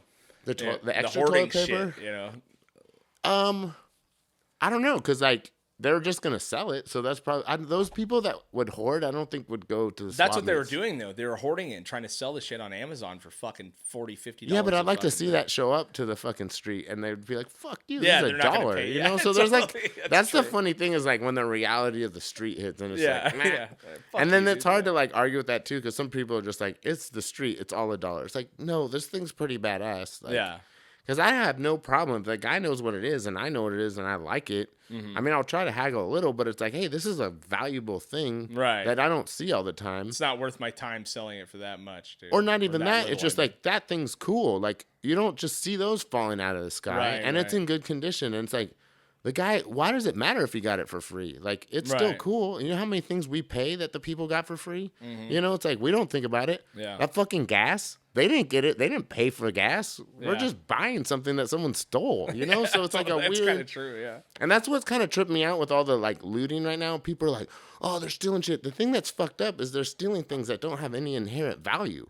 Right. It's just like, oh, these shoes are worth $200, but they're like shitty Nikes that are worth 12 cents. Yeah, made by children in sweatshops. Yeah, like it'd be one thing if they're stealing bloodstones. Like those things are going to be around for like 10 years, you know? Totally, it's like, or like you're getting tents, like, or like you're stealing copper. It's like you're stealing these like shitty high grade fashion that's not even worth like. It's not worth shit. But also it goes back to what's value. You know what I mean? Like. It's for crazy, them, it might be, you know. But or did you see I know that they one can where sell the it. 80 Like, people rushed that Nordstrom's here? And, oh, dude, in the Bay, it's been going crazy. Oh, that's right, because they have the don't they have the? They did Louis Vuitton. They did all these ones, dude. But they caught them at the swap meet. I was at the swap meet, and there's there's this other lady that I know. I always buy cool shit from her, like, and she's like, oh, like SFPD was here, and I was like, whoa, wait, we're in Oakland, like, what's up? What do you mean, like? She's like, one of the store people were selling stuff here. I was like, no way, they got some of them. And she's like, yeah, like, and they had tried eBay, they had done all the different, and then where do you go after that? You're like, swap meet, but like, baby. If they had waited a couple months, they would have been smart. I don't know, it's crazy. Some of those people, I guess, just a short-sighted hustle. Well, you know, that's what everyone wants, that quick money, right? Half the shit at the swap meet stolen anyways. That's what's so hilarious. Like, it's like. Yeah, that's what I wonder too. Is like, I don't know. That's also kind of like a shitty, like, it's like even just the name swap meet to flea market. There's a lot of weird racist double entendre with shit where it's just like, oh, that's just a flea market. It's like most of that stuff's new or like, I don't know. It's weird. Like, I never even considered the word flea market being derogatory, but it kind of is. It's just so right? part of, I mean, I think technically we would consider it derogatory, you know, but like, that's what I want to be at. It's like, the flea market, it's cool. Yeah. But it's like, that's not the nice, there's fleas everywhere. You know, you wouldn't say that like. Yeah, totally. Like, let's go to. Hey, I got some AstroTurf right here, bro. It's got right. Fleas on it's got fleas on it. Dog piss and fleas. Fucking bed. It better be cheap, dude. Yeah. Wait, I got to piss real quick. Can we pause? Yeah, no problem, man. I've been trying to find knives again. That's part of my hustle too. It's just knives are cool. Or like knives are badass. Throwing axes and shit. Yeah. And I'm on Craigslist just looking, and this dude had the funniest ad. It was just like, I will lowball you. I will pay you nothing for your knives. You will be mad at my ridiculous offers, but I will pay cash. And then he just had a list of everything he'd pay cash for. Really? Like, I'm sure some people are like, just come get this shit. Just get the whole lot, dude. There was one thing. It was a Filipino headhunter weapon that was for sale on there. There's some crazy machete. There was a CIA knife. It looked like the thing in X-Files, like, you know, like the alien assassin, how he has that like ice pick spike. Oh yeah, totally, dude. It was like that, and it had like a sheath, and it was like, fuck yeah, what dude. the hell is this thing? Yeah, like, man. There's some funny shit, and then like, you know, there's always like, oh, the record guy, he's a weirdo. Like, oh, book dudes are weird, dude. Knife dudes, like gun guys, gun nuts, dude. Knife dudes are just knife dudes. Do you remember True Blood down here? I've been seeing True Blood at the swap meet, Johnny. No way. And dude. I'm so stoked you bring this up because like he was my favorite True human. Blood, and I think all of us around here that are into trash culture have him to thank. Totally, dude. He just had such a cool story and vibe, and he was always so cranky in there. Like, dude, and he had that Bob Ross fucking afro, dude. Yeah, dude. So like, that's the first place I saw like tattoo magazines, like Easy Riders, just like weird toys. Like it was just fucking cool, fucking badass. And dude. I like the fact that he was all curmudgeon-y and totally, like, man. But I'd always go in there. I remember one time. Yeah. I was in there and I just let some brutal fart rip, and like there was some place to do normal mom, like just Main Street mom with her kid, and she just looked at me and she was like, "That was foul," because I was a little fucking dumb kid going in there, you know, just like, and then he always like yell at you, but dude, so I was done with the swap meet one time, and I hadn't had enough time to run around and buy shit, and then I was like, oh, this guy's got some cool shit, and then it was totally him, and I was like, in Ventura? He's at Ventura swap Is he meet. really? Oh yeah. Okay. And I don't ever go to the dude. Fairgrounds I like one. immediately like was like, holy shit! It's Holy like shit. it's Mr. Youngblood, you know? Like I was like, it's Johnny. Like whoa, and he's just still doing that, like, but he's fucking cool as fuck. But he's like not as like. I was just such a little kid. Well, he's way more engaging. Shits, yeah, you know totally. Yeah, he's like way cool. Now. Like totally. and he's at the swap meet. It's a different vibe. But I bought like a couple things from him, and it was just like, oh fuck, this he rules. And he was talking about a drum set he like scored. It's like, oh shit, you play drums, and he found like some badass '60s set for like $100, you know, Nice, like classic, dude. you know. Yeah. But it was cool. And then the other day, I like threw in some weed and shit. And he was like, no, because he was like, man, it smells good out here. Yeah. Oh, he gave you the fucking old guy. I don't even think stoner he hand. knew I had it. And I was just like, oh, and he was like his face just, all the like old curmudgeon just cracked, and it was just like smiles. And it was just like, yeah, dude. Like, and I want him to know, like, dude, you like, if you didn't bring me into this, but like, you are to blame. We all for have this. him to thank. Like, Yeah. dude, so here's my Johnny. I used to go in there all the time, right? And I was underage, and you know they had the fucking Playboy section. Yeah. And I looked just barely old enough. I had You probably had the beard. I had sideburns. But you were know what I walking mean? in there with confidence, like, I'm gonna all get this confident, porn. all punk rock, right? And I'm like, you know, Drew Barrymore, dude, was like the thing. You know what I mean? Like she was my crush forever, you know. And so I remember I was like finally like got the courage to like go. I was like 16. Got the courage to kind of just fucking meander in there, right? And I saw it, the Drew Barrymore edition of Playboy, dude. And I'm like, fuck, dude. And it was like $10 or whatever, you know, whatever. It was like way more money than I should have spent on it, you know, whatever. So I'm like, I'm gonna fucking try it, dude. And I bring it up to the counter, and he looks at me, and he's like, you 18, kid? And I'm all, you know, I just like didn't have the confidence on my face. And he goes, hey, you're 18, right? I'm all, yeah, I'm 18. He's all, here you go, buddy. Think of me. Think of me when you look at it. I was like, oh, fuck. And he fucking let me skate with it, Think dude. of me when you look at it. Just to, like, fuck me up. You know what I mean? Like, you just, like, here, kid, I'm going to ruin your fucking porno mag, you know? But, yeah, that What was about like, the porno tree? Did you ever have that? the porno Dude, tree? I'm talking in the about my bushes? friends. There's no, but it's like it's not like you made it. They're No, always, was that a CIA thing too? Are they just setting up porno trees everywhere? Totally, Like yeah. it's so weird. Yeah. Like, and it's a time frame thing because you'll ask other kids and they're like, "What the fuck are you talking about?" Oh, dude, yeah. But then someone else will be like, "Oh yeah, the porno tree." It's like Fucking every spot absolutely. had it. Like who were these dudes just I don't setting know, up man. porn circles? Like Dude, so it's we so would, weird because now porn's just free and I it's know. just everywhere. It's like. And it's insane. You It's know what I mean? totally insane. Yeah. And it's like way too gnarly. Like, Yeah. I mean, bizarre. Yeah, I it's didn't wild. think this would get into porn. No, but yeah. we used to at the top of Montalvo was called Kmart Hill. And Yeah. there was a massive before all those condos were built. That's where there was a massive bike jump Oh, fucking wow. area down there. So that's where we fucking did everything because it was a big open field, and then you went down into this little ravine, and we had built these massive bike tracks, dude. Wow. And so that's where the porno was. Yeah. Like it was always a fucking homeless encampment, Yeah, like yeah. kind of in some bushes. And you'd fucking find these hustlers just like all stuck together and Totally. shit. you know? Or stacks of new ones too. Oh, yeah, that It's too, just you like know, yeah. who's just sending? It's like the cops with the bricks. They're like, we got the porn. Keep these kids busy for a little Or bit. something, dude. Yeah, That's dude. some real psycho But I mean, shit. it's a special time, you know, when you would find that shit in the bushes, dude. You're Yeah. like, what the? There'd be like 10 of us gathered around looking at tits. You're like, So that's some of the shit I sell now too is porn. oh, awesome, man. But not like specific. like but mags. Yeah, like because like Hustler or like or like Penthouse, just kind of more the Yeah. trashy later 70s Yeah, stuff because yeah. it's hard to get a clean thing with that with a poster. It's like Easy Totally. Riders or like Teen Angels or any of this shit. Yeah. All the people that like those things were partiers or they just got partied on and fucked on and Totally, just dude. ripped Yeah. apart and just Yeah. so like it's hard to find something like that clean. Yeah. And some of that shit's going for like $50 to $400. Is it dude. really? Dude, Teen Angels, the first one's like $400. Holy shit. That's And it's like, I crazy. mean, if I found that, I'm definitely not gonna sell it for that. But Yeah. if I found that, I'd probably just keep it. yeah, like, just to keep it. Dude. But I'm just like, I mean, yeah, Easy Riders will be like 50.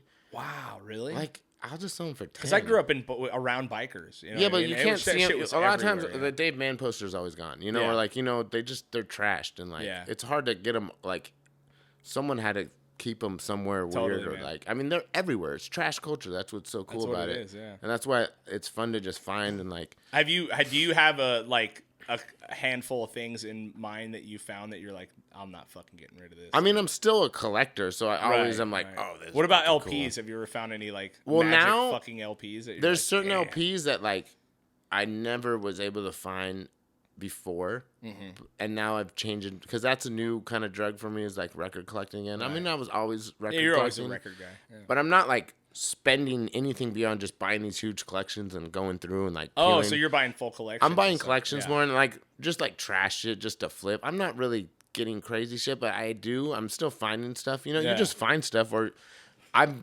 broadened way more what I've listened. I've always listened to a lot of shit, but Yeah. I have a whole nother collection at this garage, and I have a whole lot of time of just sitting there where it's like, well, what does that actually sound like? Right. Or like, oh, what's this? Or Yeah. So there's a lot more experimenting, and I've been DJing more, so I've just been kind of like fucking around with shit more. So like, I found something the other. There's just shit where it's like, whoa, this is pretty cool. Like, what the hell? Like, just kind of weird. Just weird world music, I guess. Just like nothing like super crazy. There was something where I was like, man, I've been looking for so long, and that's cool. I finally got it, and it was $1. Wow. You know, or just because I bought it in a pack or something. Yeah, it or just like, came in the fucking deal. Yeah. But I got the Plasmatics Metal Priestess the other day, which was kind of cool. That shit's kind of harder to find. Yeah, and like, it is. And those covers were killer, dude. Yeah, you know what I mean? It was kind of funny. The lady kind of knew what it was. This was like an estate sale, so she's like, Power Slave, $120. I'm like, for Power Slave? And it's like, What? it's kind of fucked up. She hadn't cleaned it yet. Yeah. And it came out of this bin where half the shit was a Frisbee because it had been. So I'm like, dude, all these records might be fucked up. Yeah. We don't really know yet, and Yeah. you don't clearly know because I was like, I'm curious what you use to price. Right. She's like, well, I don't like that one website. I don't understand it. I was like, oh, Discogs? Discogs with And actual she's like, prices on it. yeah, I don't like that. And she just cut all that. I was like, all right, lady. But we went through some shit. I got some stuff, but some of her, it was insane. Like, there was UFO Phenomenon, and it looked like someone used it for a Frisbee. It was so fucked up. And she's like, this is $70. I'm like, whoa, where'd you, let me see where you're getting that. And she's like, look. I'm like, lady. On eBay? Yeah. Well, I was like, do you know the difference between English and American pressings? And I was kind of a dick when I said it to her because she was being kind of a bitch, dude. And then she just kind of looked at me crazy and was just like, and then got way weird because I was like, yeah, I am honest with you. I am going to sell some of this shit. I'm going to keep some too. I mean, I'm constantly finding for myself, but why does it matter if I'm going to resell it? You're reselling it. Yeah, what are you? So only you get that weird money that you think is attached to it. And all these people have really weird ideas with what vinyl's going for, or just like their memories attached to it, or like, well, that's this. Yeah, or they look it up on eBay. And it's like, okay, well, someone maybe got that, but that yeah. doesn't mean that, and that's definitely not that. Like, dude, they saw the Van Halen record, and one lady's like, it's the premiere. It's like, okay, that's not the right word to say. And then she's like, oh, one's going for $1 million. Like, did Eddie Van Halen fuck this record or something? Like, how is there the first Van Halen record is like a penny record, you know? Like, I mean, it rules, but like, dude, that thing's everywhere. Yeah. It's $1 million? Walmart, like, what? Yeah, it has a bag of Coke. But then at the same time, like half the records I bought from this lady, she charged $1, and those were worth $30. Right. Like, she didn't know what the fuck. So it was just like, come on, lady. Like, yeah. And it was one of those things where it's like, this is why I don't really like estate sales. Like, I literally went across the street to a thrift store and found way crazier shit. Yeah. You know, and it's like, what are you doing? Like, yeah, totally.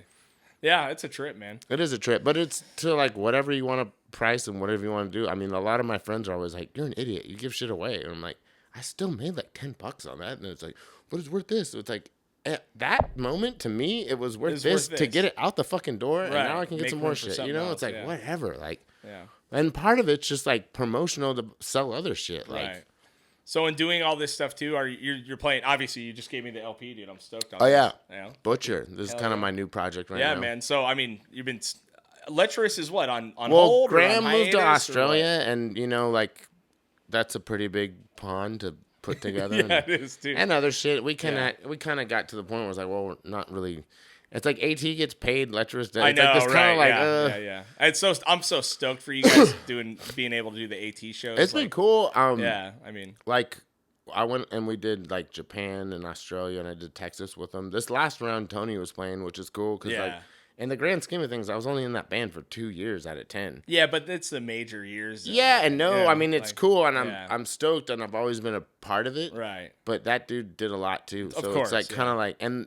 I was just playing his record, which was kind of weird. It's like, we don't even play anything I'm on. Right. So why am I playing? Like, he can play. I don't know. It's kind of. Let him do it, yeah. Yeah, it's just at one point, I don't like really like lying to people. Like, oh, that's cool. And it's like, well, I'm not on that. And it's like, okay. Sure. And like, oh, yeah, cool. At one point, it's like, well, he is actually here. And then I can actually watch my favorite old band again. I know, right? And just like be like, fuck yeah, like, and chill. Cool, so like, so it's kind of, it was like hairs on the back of my neck watching them jam before, because I had done a couple, and you know, it's always amazing to jam with him. Totally. But then to be like sitting there and watching them jam and getting to just enjoy it. Oh, dude, it was right, so cool. yeah, I was that's just badass. like, holy shit. Because, I mean, I was also there watching them write to, like, in Santa Paula in one of those, like, shitty shipping containers. Like, remember that shit? Yeah, where you yeah, cross totally. the tracks Yeah. and shit? The guy would let the dog out after 11? Yeah, totally. What the fuck was up I with don't that, know, dude? man. Dude, we got kicked out of there I one didn't time. go over there much. I know I went over there once with, I think Doan was in there, right? Yeah, Doan had a spot. Yeah, Doan dude, had a spot. fucking Doan. We like, went, Possessor was jamming, and he just forgot the guitar. And we got all the way back to his house. He's like, fuck, I left my guitar. We had to drive all the way back to Santa Paula. Oh, my God, dude. Yeah. One time, we got kicked out of there, Uh-huh. like, because Graham had a room. Right, But then we kind of were getting holier in there just because, like, we didn't have a room, but AT had a room. right. And the dude just showed up. I think he was tweaking or something, and he flipped out on us, and he kicked us. That's right, yeah. He kicked us out, and we had to fucking get all our shit from Santa Paula to Santa Barbara twice. Damn. Because only me and Graham had these cars, and then Right, it was right. just like, he's like, dude, if your shit's not out by like 10. And he was a very aggressive big dude, and That's it was just kind of wild, like, dude. there's no arguing with this dude. It was Yeah. really weird. I think, Yeah. I'm still confused on that. I don't know if someone just wanted our room, because like we had been paying, and that wasn't really the hugest transgression at that point. It's not Right. like we were there after hours or had gotten warned. All kinds of other bands were jamming in those rooms. Totally, dude, yeah. And it was really weird that he like singled us out. Right. And I don't, still to this day, I'm like, Don't know what the I'm like, what was fuck, that he about? probably, yeah, I mean, fucking maybe he was out of the juice, you know what I mean? Who knows? Well, it was man? kind of gnarly because, yeah, so then we did 2. It ended up being 3. So it was like we woke up in Santa Barbara, Yeah. drove to Santa Paula, got kicked out, drove to Santa Barbara, drove back to Santa Paula, loaded back up, drove back. We did that twice. Right. And then, like, Graham had to go back to, like, Ojai, you know? So it was, Right, like, yeah. fucking It's crazy. brutal, man. It was weird. Yeah. Those That was were weird. crazy No one times. jams in those anymore. No, I don't The think so. construction office, that Yeah. was a great jam spot for a Tongue while. did. Really? Well, in my work, we jammed Yeah. at my work. Whoa. It was fucking fun, dude. Dude, I was miss pretty those cool. things, Yeah. man. I 'Cause- mean, beyond them being like cheap as fuck. I remember the first one we were jamming in was like 120. Right. And now yeah. my room, or one of the rooms I was a part of in Oakland was 700. Yeah. Like, Yeah. what Well, I the remember fuck? like you guys were in. I think I moved in because I had that spot in Santa Paula where you guys did the demo shit. Dude, right? that one was cool. Yeah, and that was fucking cool because it was like I heard all these kids are jamming out there, and I'm like, I'm not gonna get involved in any of whatever the fuck's going on over where you guys were. So I started looking for warehouses, dude. I fucking found that spot. It was like $500 a month. It's insane. You know what I mean? Like for what it remember, would be dude, now. that was you know? so crazy Yeah. because you I guys used to had do like, shows in the there. roll-up door. It was like a Yeah. whole thing. Yeah, dude. I used to do shows in there and all. Dude, we watched fucking Anodyne and Minor Times played in there, which is like, Whoa. which is what I don't know if you know who Anodyne is, but but that's they're just like cool. they're a wild ass like East Coast like intense hardcore band. You know Yeah. what I mean? Like, Why'd you ever get rid of that spot? You were just moving back? Or I just... had to. I think. God, what did we do? Oh, I got the warehouse in Ventura. I had another Oh, warehouse yeah, right yeah. where. Do you know where Armand's studio I've is? never been there, but I know where the area is. Right next to where Armand was. I Yeah. got a warehouse that's twice the size. Oh, shit. You know what I mean? So I we wonder moved. what's up with that room. I wonder if it's still just... I don't know. I mean, Santa Paula's just blowing up now, Yeah. too, though. Like, yeah, it's a fucking that place is gonna be massive. But so what's up with the new band? You guys, how long has that shit been going? this is a pre-pandemic band, Nice. which is kind of weird. I don't feel bad for people, but it's crazy to think that you started your band after the reset. Right. Like, it's trippy to me. It's got to be weird, dude. Well, and I just trip on like all this shit that happened before. It's not like it doesn't matter anymore, but it's like, well, that was a whole different time capsule. It kind of was. So we're in a whole nother, like, there's all new rules. There's a whole new thing. Right. Beyond right. it being age or generation, it's like post-truth or whatever you want to call it. It's like, it doesn't matter now. Everything's seamlessly past, present, and future. You know, it's kind of wild. You're kind of like, right. Yeah, it's and weird. it's- Because there's a weird new element now to being in a band. You know what I mean? Like, And there's that, but there isn't. It's weird. Yeah. It is. It's totally different. Like, we're doing more tapes. Like, we did that. That thing took 10 months. right. 10 months too late. Right. Like, the guy that was on playing bass on that's not even on that anymore. It's Oh, like yeah. crazy, you know? So, Yeah. like, the tapes thing is cool. I feel like it's more kind of like Yeah. hip hop thug style. Like, yo, out of the back of the car. Yeah. Here's Well, some and it's tapes. nice because it's like you can. They are. It's I don't listen quick. to them really. It's more like demo metal. Like, Yeah. And there is a whole yeah. group of people that only listen to them. They're easy to ship. Yeah. You They're can cheap rip to them. make. You can rip them yourself super easy. Right. Yeah. You know, and then at this point too, And this is kind of funny where vanity and art intersect. Vinyl is like the worst thing you can possibly make for the planet. And for just the amount of resource that go into this thing. Right. Just so you can have a record. Right. And at one point, it's like, I think there should be like a committee. Like, how long's your band going to be around? Oh, we're only going to be around for a month. Then you can't have a record. No, dude. Like, okay, we're going to be a band for 5 years. Okay, later, maybe you can have a record. Yeah. Like, it should be, you can't just churn this shit out forever, totally. you know? Like, yeah, well, it's so weird because you're not the first guy. I talked to a lot of guys, label owners and shit on this. You're not the first guy that's questioned the like environmental impact of actual vinyl. And I'm not trying to be like completely no, like, no, of course, but I think it's something at least that's like you gotta think about. Like it's weird. Yeah. It's weird that like there's certain companies that are working in these Eastern. I'm not gonna say specific ones, but if you know what I'm talking about, I'm on one of them, so don't. Okay, say and I'm not throwing them under the bus by any brains. means, but yeah, it's weird these records are getting produced in places that have different environmental laws, right? So they couldn't even be made in America. Totally, man. And that's a weird thing to think about. Yeah. And just in the with way consumerism, in which it's and then now it's like, it's that kind of weird concept of like, oh well, it's like recycling. Oh well, it's cheaper to make a new one. Well, it's like, well, why is that? Because someone else in a different country made it. Right. Yeah. That doesn't make it cheaper. It just makes it probably slave wages. It's kind of weird. So it's like totally, changing your mentality. And it's, again, like I get, because I've seen the Penn and Teller thing. Like, yeah, they kind of proved recycling costs more. Right. But it's more like you're trying to get people to just reuse shit. And it's like a funny thing where it's like, I'm not trying to be like, you gotta recycle. I've done all kinds of stupid shit. I've littered all the time too. Right. But like, I've seen the AT house, dude. You guys don't recycle. It was more the van. No, we have it now, and we do it. And it's funny where like there's been some roommates. Are you still at the AT house? Yeah, I'm trying to move out, but I'm still there. It's been like 16 years, dude. It's fucking crazy. That was some of the wildest shit. It's still wild. The couple times we went there, I was like, this is fucking nuts, man. I mean, it's cool. It's let me do a lot of shit. Right. I mean, I've just also been there longer than I've been anywhere else, longer than any house I ever lived with my parents. It's kind of a crazy... Is there like a normal amount of people living there now? There's 2 other roommates, and then me and Nick from Butcher, we share the front room. Oh, okay. And it's like our office recording room. Right, we jam in there. So it's like kind of only 2 other roommates. But I have been over it for a while, and I've been trying to get out of it. It's just... Part of it is like, since the heart attack, you have to have a certain amount of armor to like live in Oakland and some of these kind of gnarly areas, and like I just don't have that anymore. Really? Yeah, it's like I literally broke and put myself back together, but I just don't. Not like that. I don't know. I mean, I can still be a dick, but it's like this. You have to kind of be on it. You can't just like. Meh. Yeah. And I've like gone this long without getting robbed up there or fucked with. Wow, like, really? That's pretty. Yeah, I mean, it's part of it is just being fucking like, and aware. like part of that is like very stressful, and like it's hard to live like that too. Yeah. And I'm not like super stoked that I've gotten this far, that nothing's happened. Right. I'm a big dude. I kind of know how to handle myself. It's a little. I mean, shit happens. It's like wild shit happens to people for no reason. Totally, man. Yeah. But you still need that edge. Yeah. And I just don't have that edge anymore. You don't feel like you do, huh? You think it's after the heart attack too? Oh, completely. Like it opened you up, like I'm almost too open. I'm getting involved in some street scenes that before I'd just be like, I have no business dealing with that. Yeah, yeah. And I've gotten in a couple things where I was like,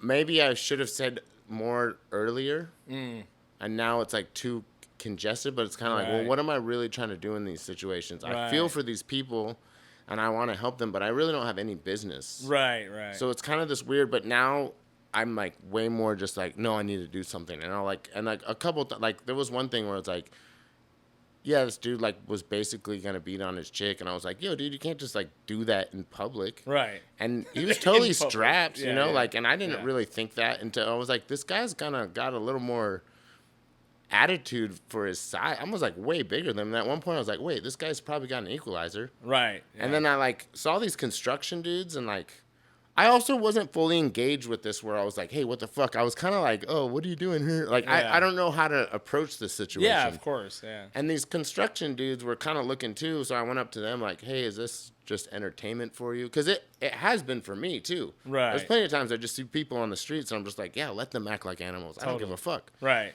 Yeah. That's just kind of how you have to like operate in those situations. So I like was kind of quizzing them, like, are you gonna keep an eye on this? Because I don't know if I can anymore. And one dude's like, well, he just flashed a gun. You're all, oh. And I'm just kind of like, oh shit. Like I was just like up in that guy's grill, basically, like, hey, you should be a better person or some bullshit. I don't know what I was really trying. It was weird. Yeah, it hurt. It like I think it could be a part of getting older. It's getting older, and I'm just like, okay, I can't just like let this happen anymore. I don't know if it is the heart attack or other things, or I'm just tired. Maybe it's because I'm sober now or something. But there's just like these situations where I'm just like, okay, I got to the point where it's like, if I'm going to complain, I want to do something about it. Or I'm not going to just look at that. Right. So, I mean, part of this like hustle thing too is like I am helping some pretty like down and out people. Right. Like, and I'll be riding my bike and like people are like, do you have this? And I'm like, I have it at my house. Give me a moment. And like, I'll come back. I'm giving just random people weed. It's like, it's like, dude, you're on the street. Here's some fucking weed in a jacket. Like, cool, whatever. Like, I don't need a receipt for that. You know, it's like, for sure, have fun later. And so it's like, I am helping in my own way. And I've always kind of had that. Like, I just have more time or energy, I guess now. Mm-hmm. And it was like, you almost die. You kind of like have to like redirect some things or sharpen yourself in certain ways. Yeah. So it is pretty good. Like, it was a blessing in disguise, honestly. Yeah. I mean, I lost a couple cat lives. I have a couple more, but I was just kind of going through the motions. Like, so it was like a Scrooge moment of like, do you want this or not? Or what are you going to do now? Or like, just like a quick reminder of how fucking fast it can be over. You know what I mean? Like, yeah. I mean, none of that ever really. And according to a lot of people, and I say this endlessly on this podcast, you are a lucky motherfucker to be able to do what you've done and what, you know, in the minuscule amount of touring and playing a band and following passions. We're so lucky, dude. Yeah, like, true. Because I work in an industry of broken fucking dreams. You know what I mean? Like people that wanted to do something else and ended up doing this and fucking hate it. You know what I mean? And it's like, I don't have that attitude because I got to do what I wanted. Yeah. You know, I got to fuck off my whole entire 20s and see the country and see parts of the world and do some fucking rad shit. You know what I mean? And it really like, just doesn't hit you for a while until you get out and you really realize how short it is. You know what I mean? Like for me, at least, you know, and having kids, obviously massive fucking, all of your priorities just go, you know, I mean, I've gone out of my way to keep myself kind of like, open to possibilities and just like having kids or relationships or animals. It's like I've always been pretty like solo lone wolf because there's certain things I wanted to do and see. Yeah. And at some point I was kind of like, am I a freak? Should I kind of get in line with shit? And it's like, whoa, I've been doing this long. Right. Why the fuck would I change? Right. And I'm still seeing shit that I've wanted to see, or there's still exciting new things to be involved with, you know, or like, and I'll still meet like these like older punks and shit where I'm like, whoa, this dude's totally down still. Like, and if anything, this guy should be totally jaded and just like, fuck this. Yeah. And like they'll even say something, not like catching me, but they're like, oh, you should maybe think about things like this. Right, and I'm like, whoa, that fucking rules. And it has nothing to do with like what band he was in or whatever. It's more just like he's this woman or man that's gone through shit and like at least he has enough to impart. Yeah. You know, like what it's always weird is like when you know, when I was young, I used to be so afraid of not being me later. You know what I mean? Like, and what I've realized now is that like, you know, if you go through like, I've had a million life changes and fucking, you know, with the kids and all, you know, like a million things, like ended up doing a job I didn't want to do that much. You know what I mean? Like, and what I realized is like, if you just maintain the fact that fucking you are you and how you grew up and you incorporate that into like DIY culture, that DIY fucking like ethos, you fucking carry it into everything you do. You know what I mean? And you don't have to sacrifice 1 ounce of your morals or your fucking values in order to live like a successful, happy life, you know? Because that's how I used to view it. Like all these fucking suits, you know, going to fucking blah, blah, blah, this bullshit job. I'm never going to do that shit. I'm going to fucking tour forever. You know, it's like now I do things that are important and responsible, but I've also like been able to change like a whole entire process of like construction with the fact that I would be the guy that would stand up and be like, nah, man, this is fucked. You know, like whereas everyone else would roll over. And it's because in the punk community and the fucking hardcore community, you stand up for what you believe in, you know, like, it's been really weird, like a weird ride, realizing that like you don't have to fucking change who you are to be at a higher portion in your life. You know what I mean? Because according to me, 19 years old, I was going to be in the gutters forever. You know what I mean? Like you're like, and if you weren't, the second you stepped out of it, you're a fucking piece of shit sellout. You know what I mean? Like that punk rock guilt. You know what I mean? Is like such a wild thing. But it's wild. But I've also like, I was always into it, but it's always been a microcosm of reality. Right, right. And both of them, it's like the absurdity of both of them. Mm-hmm. Like I've even at a young age, like pre-drugs and shit, there's just so many things where it's like, that's just absurd. Like what? That's how we roll, or this is what we have. This is what we've inherited. A lot of that, I always have a problem with that. It's like, well, this is just how it is. Yeah, yeah. Why? Yeah, exactly. Or does it work? Well, like you'll find, and it's just because all these other people are like, oh, here, and everyone doesn't want to. I get it. Sometimes it's hard to like sit there and put something down that's broken and have everyone be like, what are we gonna do with this? Mm-hmm. It's quicker to just like fucking roll with it and just like adapt too, though. So it's hard to like stay adaptable. Yeah. But then not just get railroaded. Totally. And there's a cool thing like going to Japan really was a trip. Like I like a lot of the culture and the music and the movies, but that doesn't mean anything until you go there. It's just such a different vibe. Right. And a lot of it was just your space and what you occupy. You know, everything's like, tiny. You're not.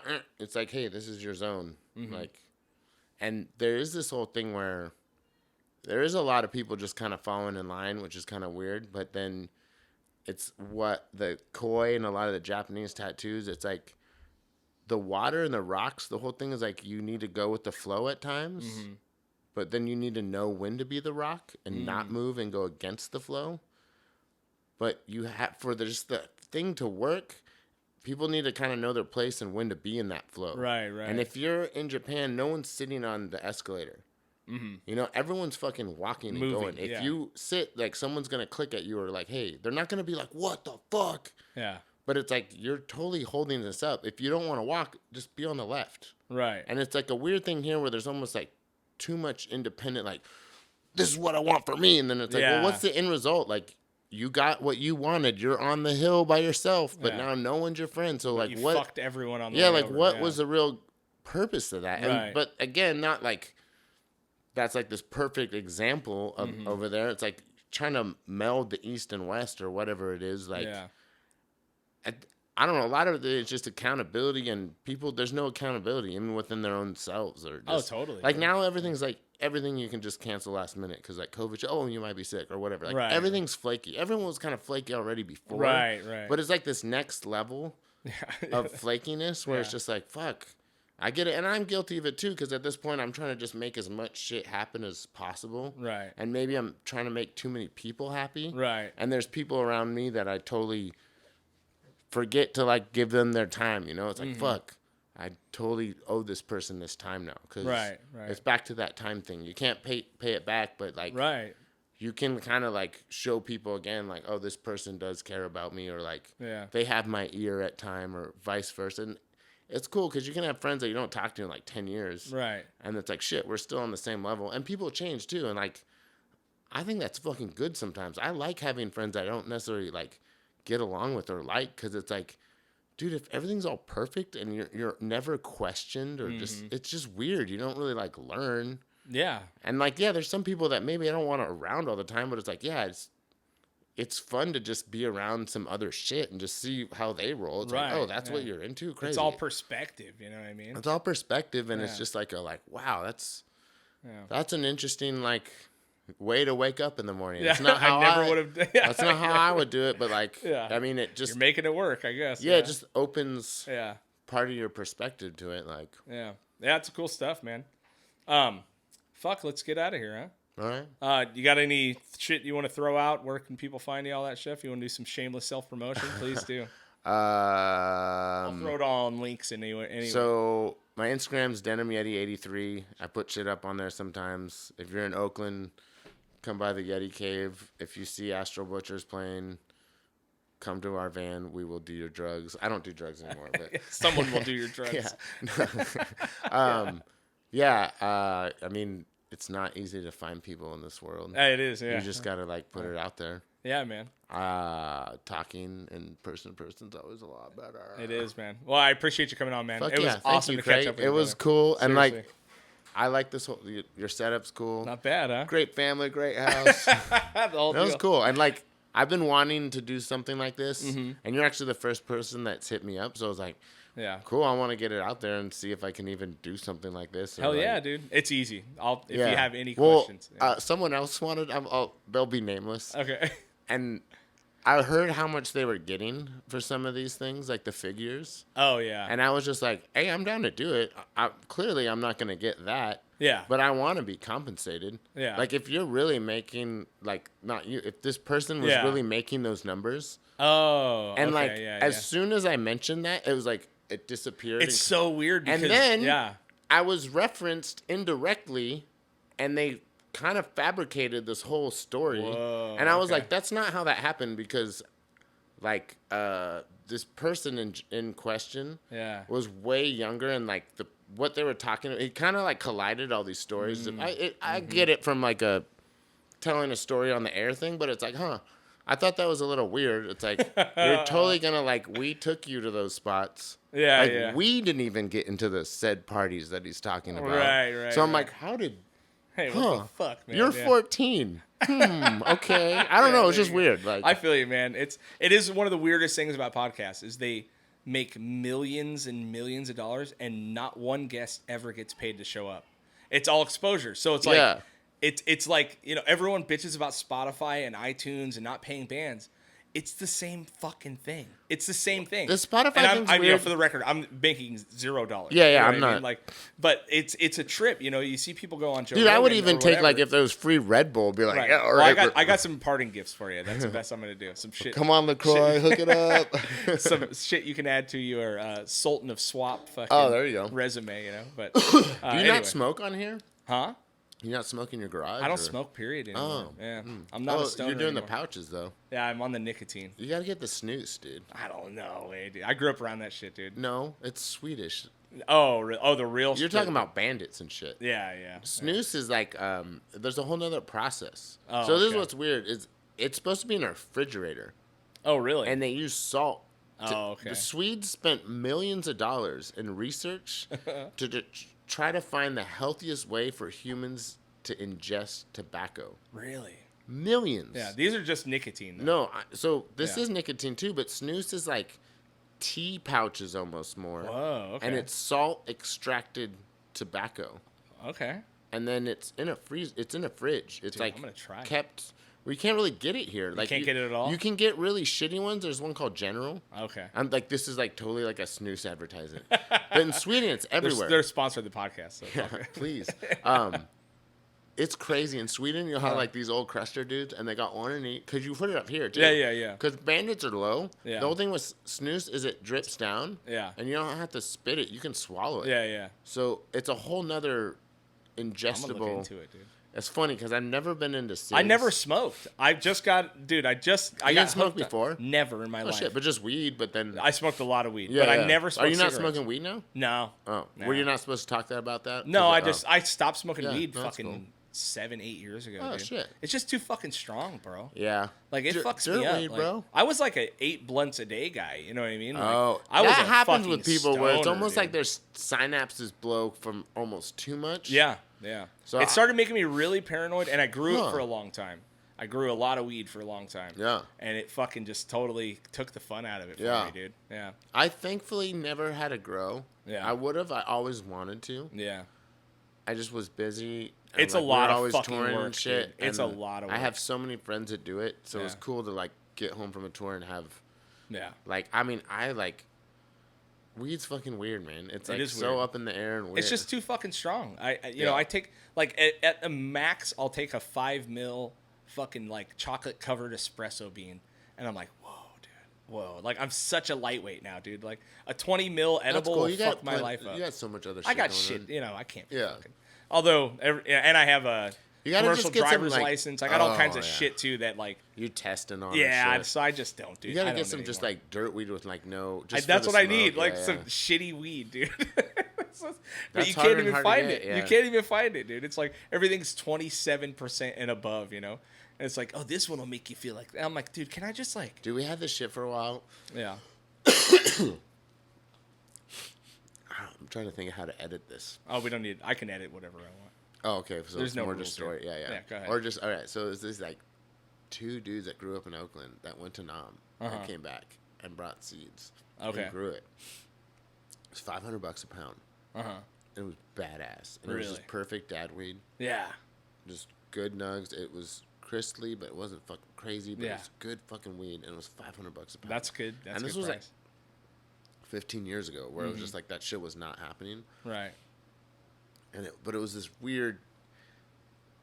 It was a hard connect to get. Yeah, but when we did get it, it was just like, oh, this It's like perfect dad. You just want to put on some New Balances and a fucking some shorts and dude, chill. just be naked and like listen to Hendrix in the backyard Hell or yeah, something. It was cool. Like, fuck yeah, man. Yeah, I like do that miss shit. it. I miss weed. Whatever. If it comes back, it does. If it not, you I'm had not your time gonna, with it. It's yeah. just fucking. I don't got time, dude. I mean, I'd rather take a fucking microdose of mushrooms what and about fucking feel better. Delta 9? Have you heard about that shit? Delta 8? No. So it's kind of like how CBD, Uh-huh. but it's a THC version, and it's Okay. this thing. Like in Texas, you can get it. Oh, really? And Texas is super red, and you can't get weed. Yeah, you can't get weed at all, yeah. It's one of those things where it's like bath salts that keep on making the next thing legal. Yeah, yeah, sure. So Delta 8 or Delta 9, and it's like super gnarly. There's ramen. There's all these weird like candy. Like there's ramen. Really? Yeah. I didn't get any, but they make flour. A lot of it's like extract weird. Weird. It's a trip, dude. Huh. And then it's like one of those things where it's like, what? Well, when's this gonna be legal, or what is this? Yeah. Yeah, who 'Cause knows Arizona what the fuck just that went- is, yeah. Went green. Oh, they did? And that was a big like, whoa, what the fuck? Yeah. Like, they were holding on, kind of with Texas. Yeah, That yeah. whole little belt. Oh, yeah, because right of there. the border. Yep. And I think New Mexico sells it now. Yeah, yeah. New Mexico kind of quietly just started doing it. Yeah. So it's kind of a trip. And I recently went out there.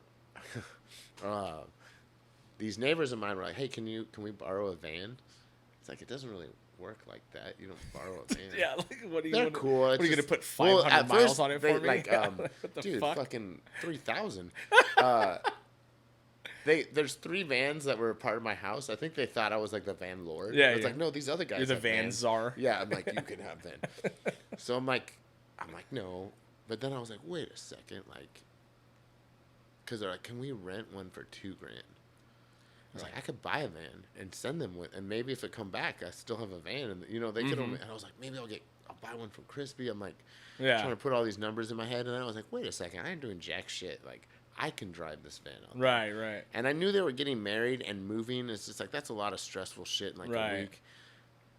We got to a decision that worked, and like me and Nick were gonna go out there, and then he kind of couldn't do it, and I was like, whatever, I can do this. It's gonna be kind of a barge, and Crispy happened to be in town. Yeah. And he's like, fuck yeah, I'll do it. And I was like, cool. And like back on the road with my road dog. Me and him have done that drive. Yeah. So many times. Totally. Like, and it's one of the most beautiful, wretched drives of America. Where are you going to? When you just go straight out to Austin. Oh, okay. Taking the 10 yeah, out there. Yeah, dude. Like, yeah. Because it's just so desolate and Right. weird. And it's still a lot of area that is not inhabited or developed. Right. And it's Right. just long. Yep. And weird, and there's a lot of like skinwalker weird shit going on. Yeah, totally. Yeah. But it's some of the most beautiful drives too, because when the sun's coming down in certain spots, or when it's coming up, or raining, or on the way out there, there was just like a hill on fire, like Yeah. really wild shit, and Yeah. like really cool shit. And it had been years since I did that. Mm-hmm. Because there was a couple years back where I just like Graham and them and moved on. We weren't jamming Lecherous, and like Right. I was in a band with those dudes for like 12 years. Right, Like, those were the right. only dudes I was in bands with. So it was kind of like this. I was getting out of this long-term relationship or Totally, something. man, I was yeah. like, I don't even know how to like jam with people again, or Yeah, do I? know. So that Yeah. I took like a gig basically to see if I liked it, and I thought it was gonna pay more. I was like, okay, I'll be a jobber. Yeah, yeah. Did not. Like, it was like, Didn't fuck. like And it. then it was like, fuck, I'm never gonna like, not like I was like, oh, I'm never gonna go on tour again, but I was like, kind of tripping, like, fuck, when, like, all these tours like passing me by, like, it's like I used to go on tour like every summer. Totally, like, man. And then yeah. it was like 6 a year, and then all of a sudden it's like I'm not going. It was just kind of like driving me crazy. Yeah. And then this was kind of like a tour where it's like me and Crispy are just gonna go out there, and then we just saw old AT friends anyways. Nice. Because we used to do Texas like all the time. Yeah. And we actually did that drive. We played in Austin 3 times in 4 months. Jesus, really? Because it was wild. We did a fucked up AT ANS Iron Age show. Oh, fuck. At the beginning of the year one time, like January 10th or something. Then we were out there in March to do South by Southwest. Right. Is that the one where Jimmy fucking was in a bag of trash? Was that him? Zarian's been in a bag of trash. I know trash. Zarian has, but what did Jimmy do? Didn't Jimmy do something? Jimmy shit on stage. That's what he did. We can talk about that. Please, I'd love to hear that. Since we're already on it. Yeah. This will be like bonus footage. Yeah, there you go. Well, for the Patreon. Okay, so one time we played South by 16 times. We played 4 times a day. And we were doing full setups. Like, a lot of times people are playing, like, they're like, oh, we're trying to get signed. We'll just play a little 15-minute set out of, like, practice amps. Mm-hmm. No, we're idiots. We're like, fuck that. And it's like, you got to get, like, 2 roadies, really have this shit together. Like, dude. There's 10,000 extra people in man. in Getting Austin. around there is a nightmare. We this was played also once or twice. I'm so happy I saw the golden age or the end of the golden age because this kid ended up running a bunch of people out there over.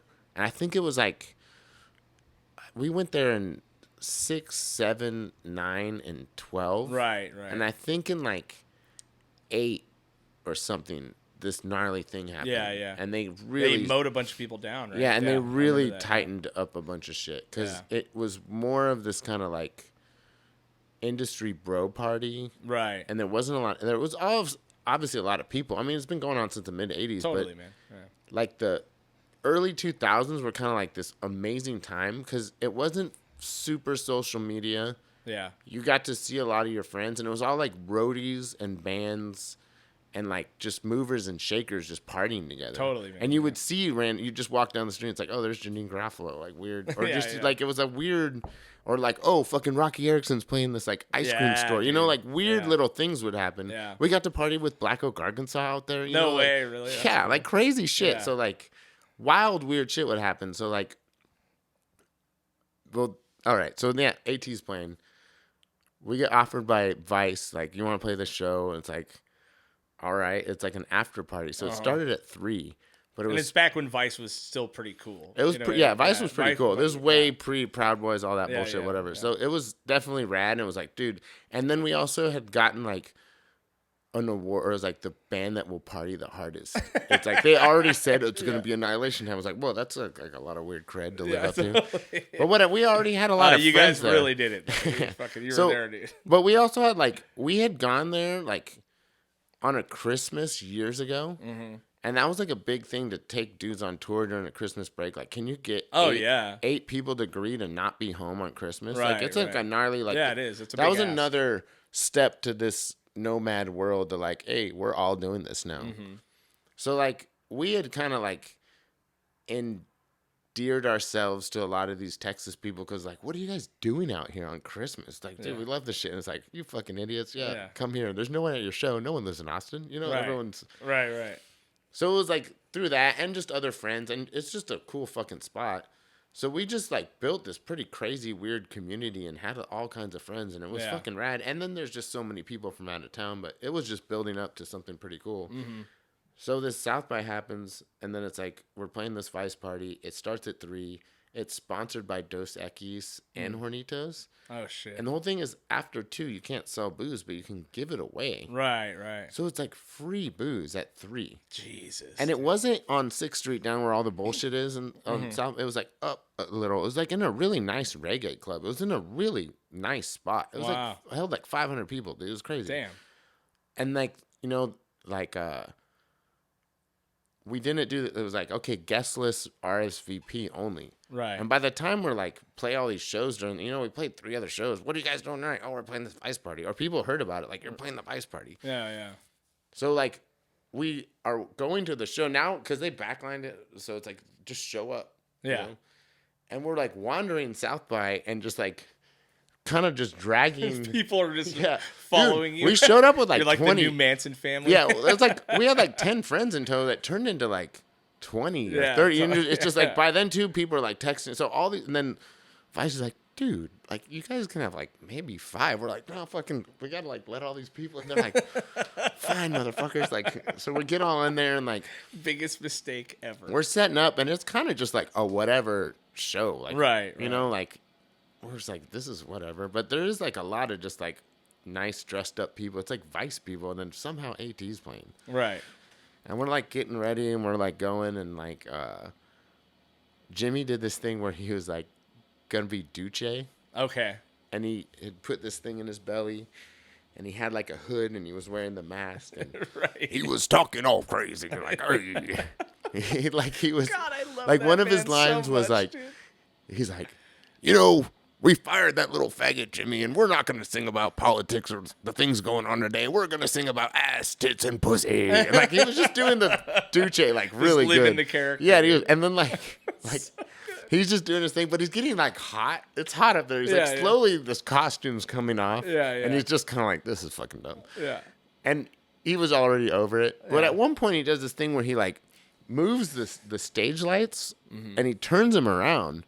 And at that point, we were just on stage, not really seeing, because, you know, you can't see with the lights. See shit, Dude, there's like 500 people here, and it's like Damn. not the people we play to, but they're fucking wasted, and they're having a great time. And like, there was like this, like, because it's a club, there was like this island in the middle with like a cage where like maybe 5 people could like go dance on it. Dude, there's like 20 motherfuckers up there like falling off it. It's just like chaos. Nuts. Yeah. And like Jimmy's just up there like talking so much shit too, like, fuck Vice, fuck all you people. We got paid $2,000 to play this show, you fucking pussies. Just like, meh. Like it's like total Sex Pistols shit. Like, Yeah. And people are like, yeah, we're just playing. It's like, all right. And then like, at one point, I don't know how this got up there, if this was a prop of his, but there was like this Star Wars lightsaber. Okay. And he tried to shove it up his ass, like weird punk style, but he had just eaten too many like tacos in the day. No. Breakfast tacos, you know? Yeah. And he just shits, like projectile shits, like all over the stage. And I think he was like obviously embarrassed and like didn't know what to do, but he was also just like in this very aggressive, like, fuck these people. So he just starts taking empty beer bottles and like wiping them and shit and throwing them at these chicks in the front. Oh my god. So there's these hot chicks in dresses like, ah! Like getting gagging. pummeled with like broken glass. And then like people, you know, there's so many people are like slamming their hands on the stage on accident and they're landing in broken shit glass. Well, all these chicks try to run to the bathroom. Unbeknownst to me, someone within our crew had gone in there and just like broke all the fucking toilets. So there's just water everywhere. So look, chicks are running in there like, what? Like eating shit. Like, dude, it was fucking chaos. But I didn't really, none of us really picked up on it. We're just playing and it's the lights are weird. You can't see shit, yeah. It was just like another show. It was just like, all right. Fuck, dude. And like, I remember too, like, we would go to the bar, like, hey, can we get a beer? And like, oh, you're in the band, right? Like, yeah. They're like, here's 6. So I finally was like, well, let's just start taking these in the van. And I got all the other guys in the band, like, keep on going getting beer. Dude, we had like 200 beers stacked, dude. It was crazy. And then they were giving us bottles of tequila. Like, oh my god, dude. Dude, this one buddy of mine, like this dude Jack, like, there was these beautiful agave plants that Vice had rented. And he was like, dude, those things are so cool, man. They're like $200. Like, I'm going to get married. My wife would love one of those. I'm like, dude, let's just do it. Let's just take it. Let's just take it. He's like, really? I was like, yeah, fuck yeah, let's do it. And we're like walking it out. And the security guard was like, and I just like fucking winked. He's like, fuck yeah, go for it. Like, get these I'm like, dude, you still have that? He's like, dude, it's huge. Like, he still has it, dude. It's super cool. Yeah, I mean, the AT stories are, I mean, every time I heard one, it made me so happy. Like, it was wild. That one was definitely like, so then after the show, yeah, you guys had all these friends. trouble, right? No. You didn't get trouble. No, I heard nothing. You guys got kicked out of South by Southwest. All kinds of shit. No. Right. Dude, Vice loved it. Of course. They were like, that was great. Like, we're like, what? So, like, but after, all our friends were just like, dude, that was the best thing I've ever seen. It was like Jesus had parted the Red Sea or something. The Brown Seas, dude. Yeah.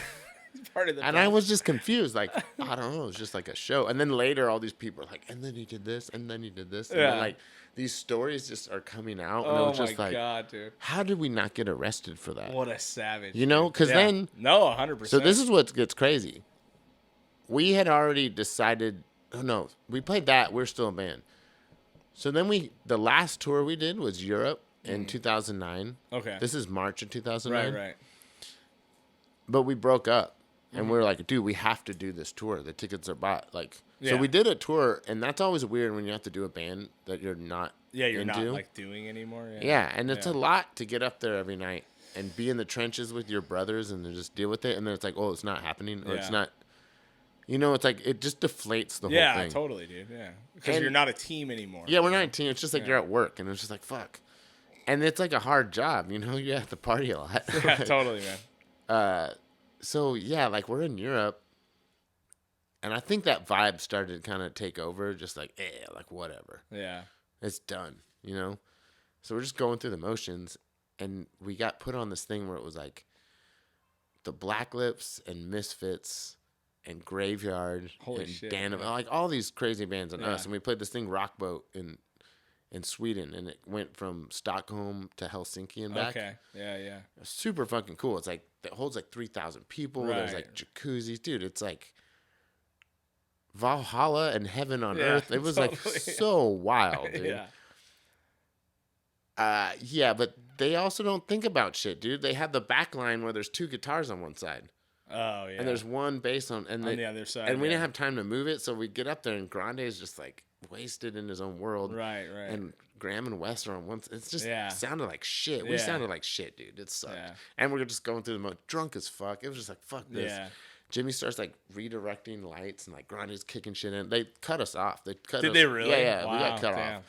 Like we were like, what? We have like 12 songs. Like we played like 8. Wow, damn. So we're kind of just like, all right. Yeah. So we had a room full of booze because they gave us so much booze. And when Right. you're on these boats, you can buy more booze at cheap rates. Yeah, totally. And we're all very partying. Like the band's done. Let's just fucking sink this ship type vibe. Literally. So we have 3 rooms. We have like the driver's room. She needs sleep. She can have her own room. We have this party room, and then we have the other sleep room for band guys. So it's like if we want to party, there's a room that you can crash in at the end of the night. Well, let's put all the booze in there, right? Right. Dude, Swedes had never seen beers on ice. Whoa. I like filled all the sinks with ice. They're like, "What are you doing?" They thought it was crazy. I was like, "Have you ever had a cold beer?" And they're like, oh my god. And then sending pictures like, "Look what the Americans are doing. It's cold." Like it's crazy. They just put their beer on the porch and it's like cold enough. Yeah, I guess that makes sense. Yeah. It's also a very American wasteful thing to have ice everywhere. Oh, of course. You know, so yeah, it's like these weird. That's so funny. So, but we're just like raging, and then like after that, they locked that room. They could electronically lock rooms. Oh, really? So they're like, boop, and like we're like, hey, we need to get back in our room. They're like, oh yeah, wait, oh you'll get it. So dude, we had like $500 worth of booze in there, dude. Yeah. At one point, we were drinking 100 beers a night at least. That's amazing. Like I did the math on one of our East Coast tours. We were only out for like 7 shows. We drank $800 worth of booze. Like, so and that's good. like they give you beer a lot. You know, totally, it's like, man. It's Yeah. fucking crazy. And Jimmy wasn't even drinking on that tour. That's crazy. So that's a whole dude down. That was probably like 12 if he was with us, which is wild. Like, I remember one time with the Waste too. We figured out it's like we need 100 beers to get through the night, and it was like, okay, we need to get like 3 30-packs or 4 30-packs. Fuck. Yeah, and it's like now I'm like, how do we even do How that? do you fucking even live, dude? Yeah, it's crazy. But like we're on the boat, we play, we get kicked off stage. They lock our booze room. They're slowly closing us down. Yeah. And at one point, people are partying in our room, and Crispy put a bag over the smoke detector. Oh, okay. And the captain showed up and like fuck. kicked us out. Like, and I happened to be in this other room with these other Swedes. I was just getting bored of the party in that room. I was like, I'll go find some other dudes. We're chilling. And I just had this weird moment. I was like, I need to see what's up with my friends. Yeah. And I open the door, and I see Grande getting pushed.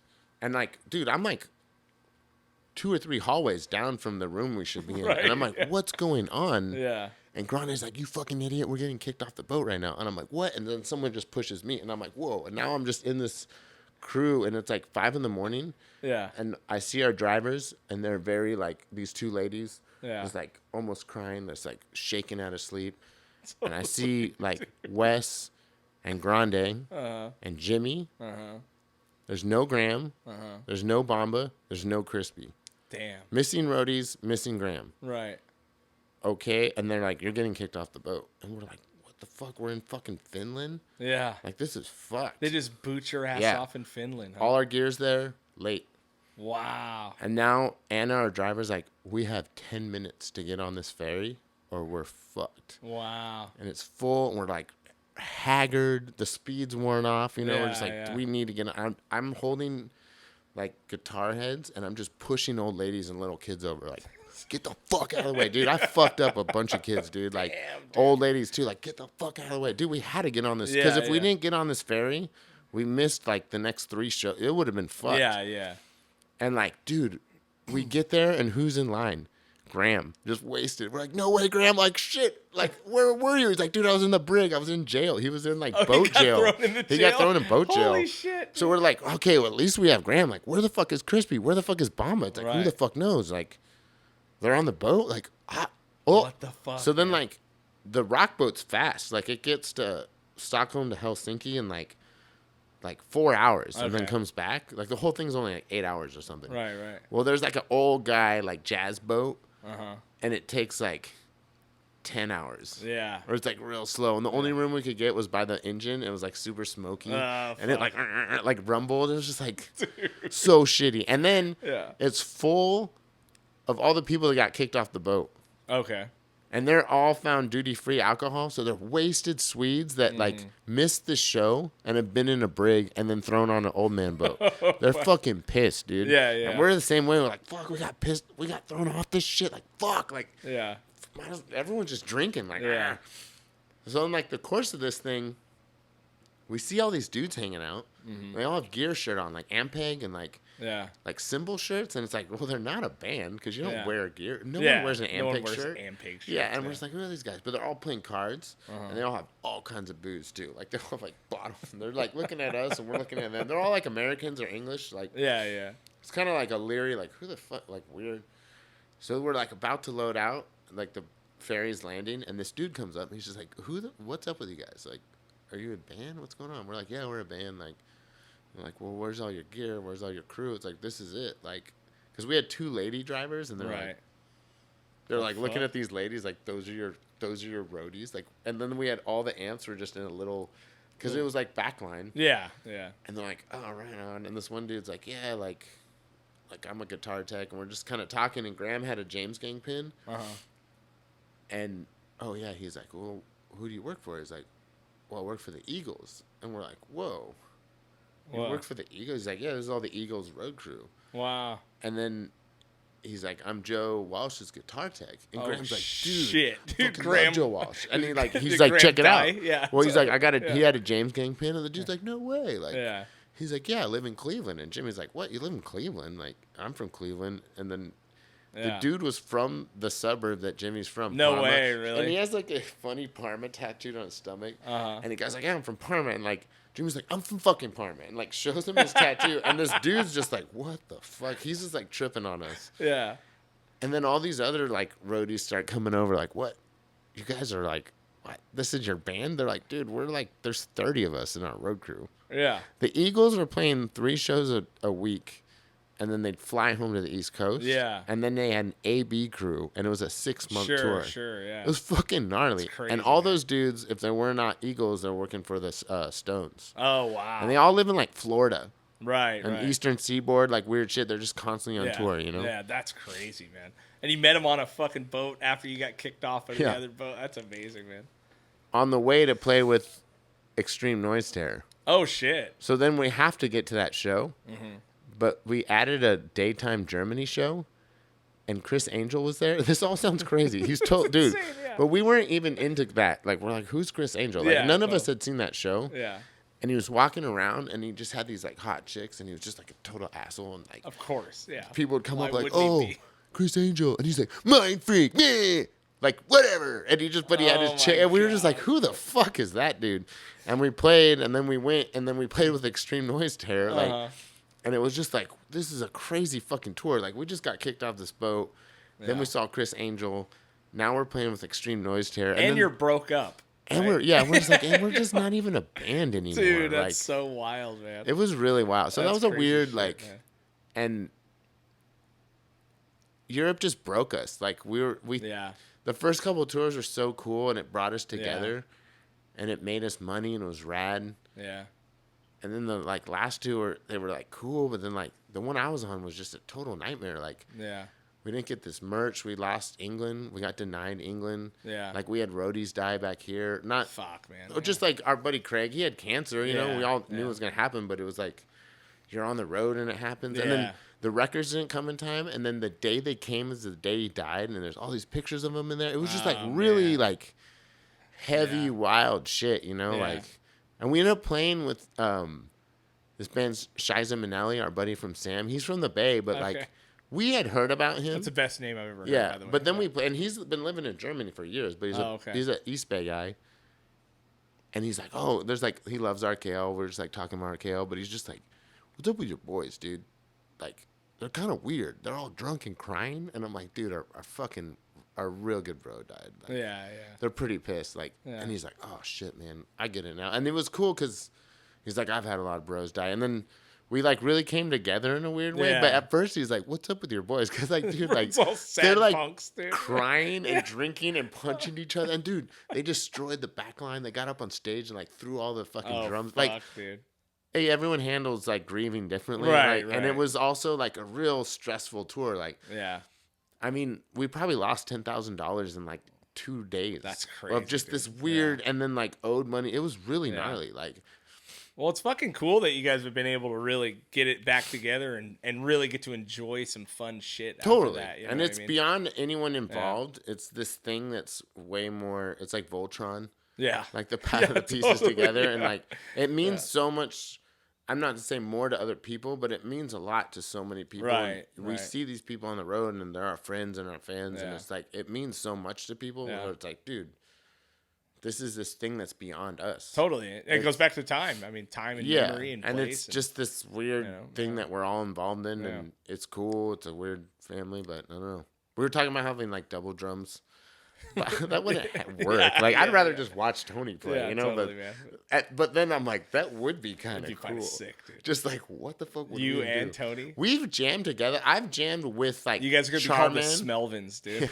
I've jammed with like Charman Village Idiots on second drums, and like just showed up like no real like hey, learn these songs. And it was pretty cool. Yeah. Because, I mean, I've also been watching that dude from the Wings. I mean, he's a little older than me, and I've always been an influence. Yeah. And it's cool because he can just be like, hey, take this, and I'm going to do this. And he's just such a crazier drummer than me. So I'm like, okay, I'll hold it together while you just do this wild shit around it. Dude, so it's kind of cool. Like, so that's definitely rad. Yeah, man. Well, fuck, dude. I really appreciate your time, man. Seriously. All right, bro. Let's get the fuck out of here.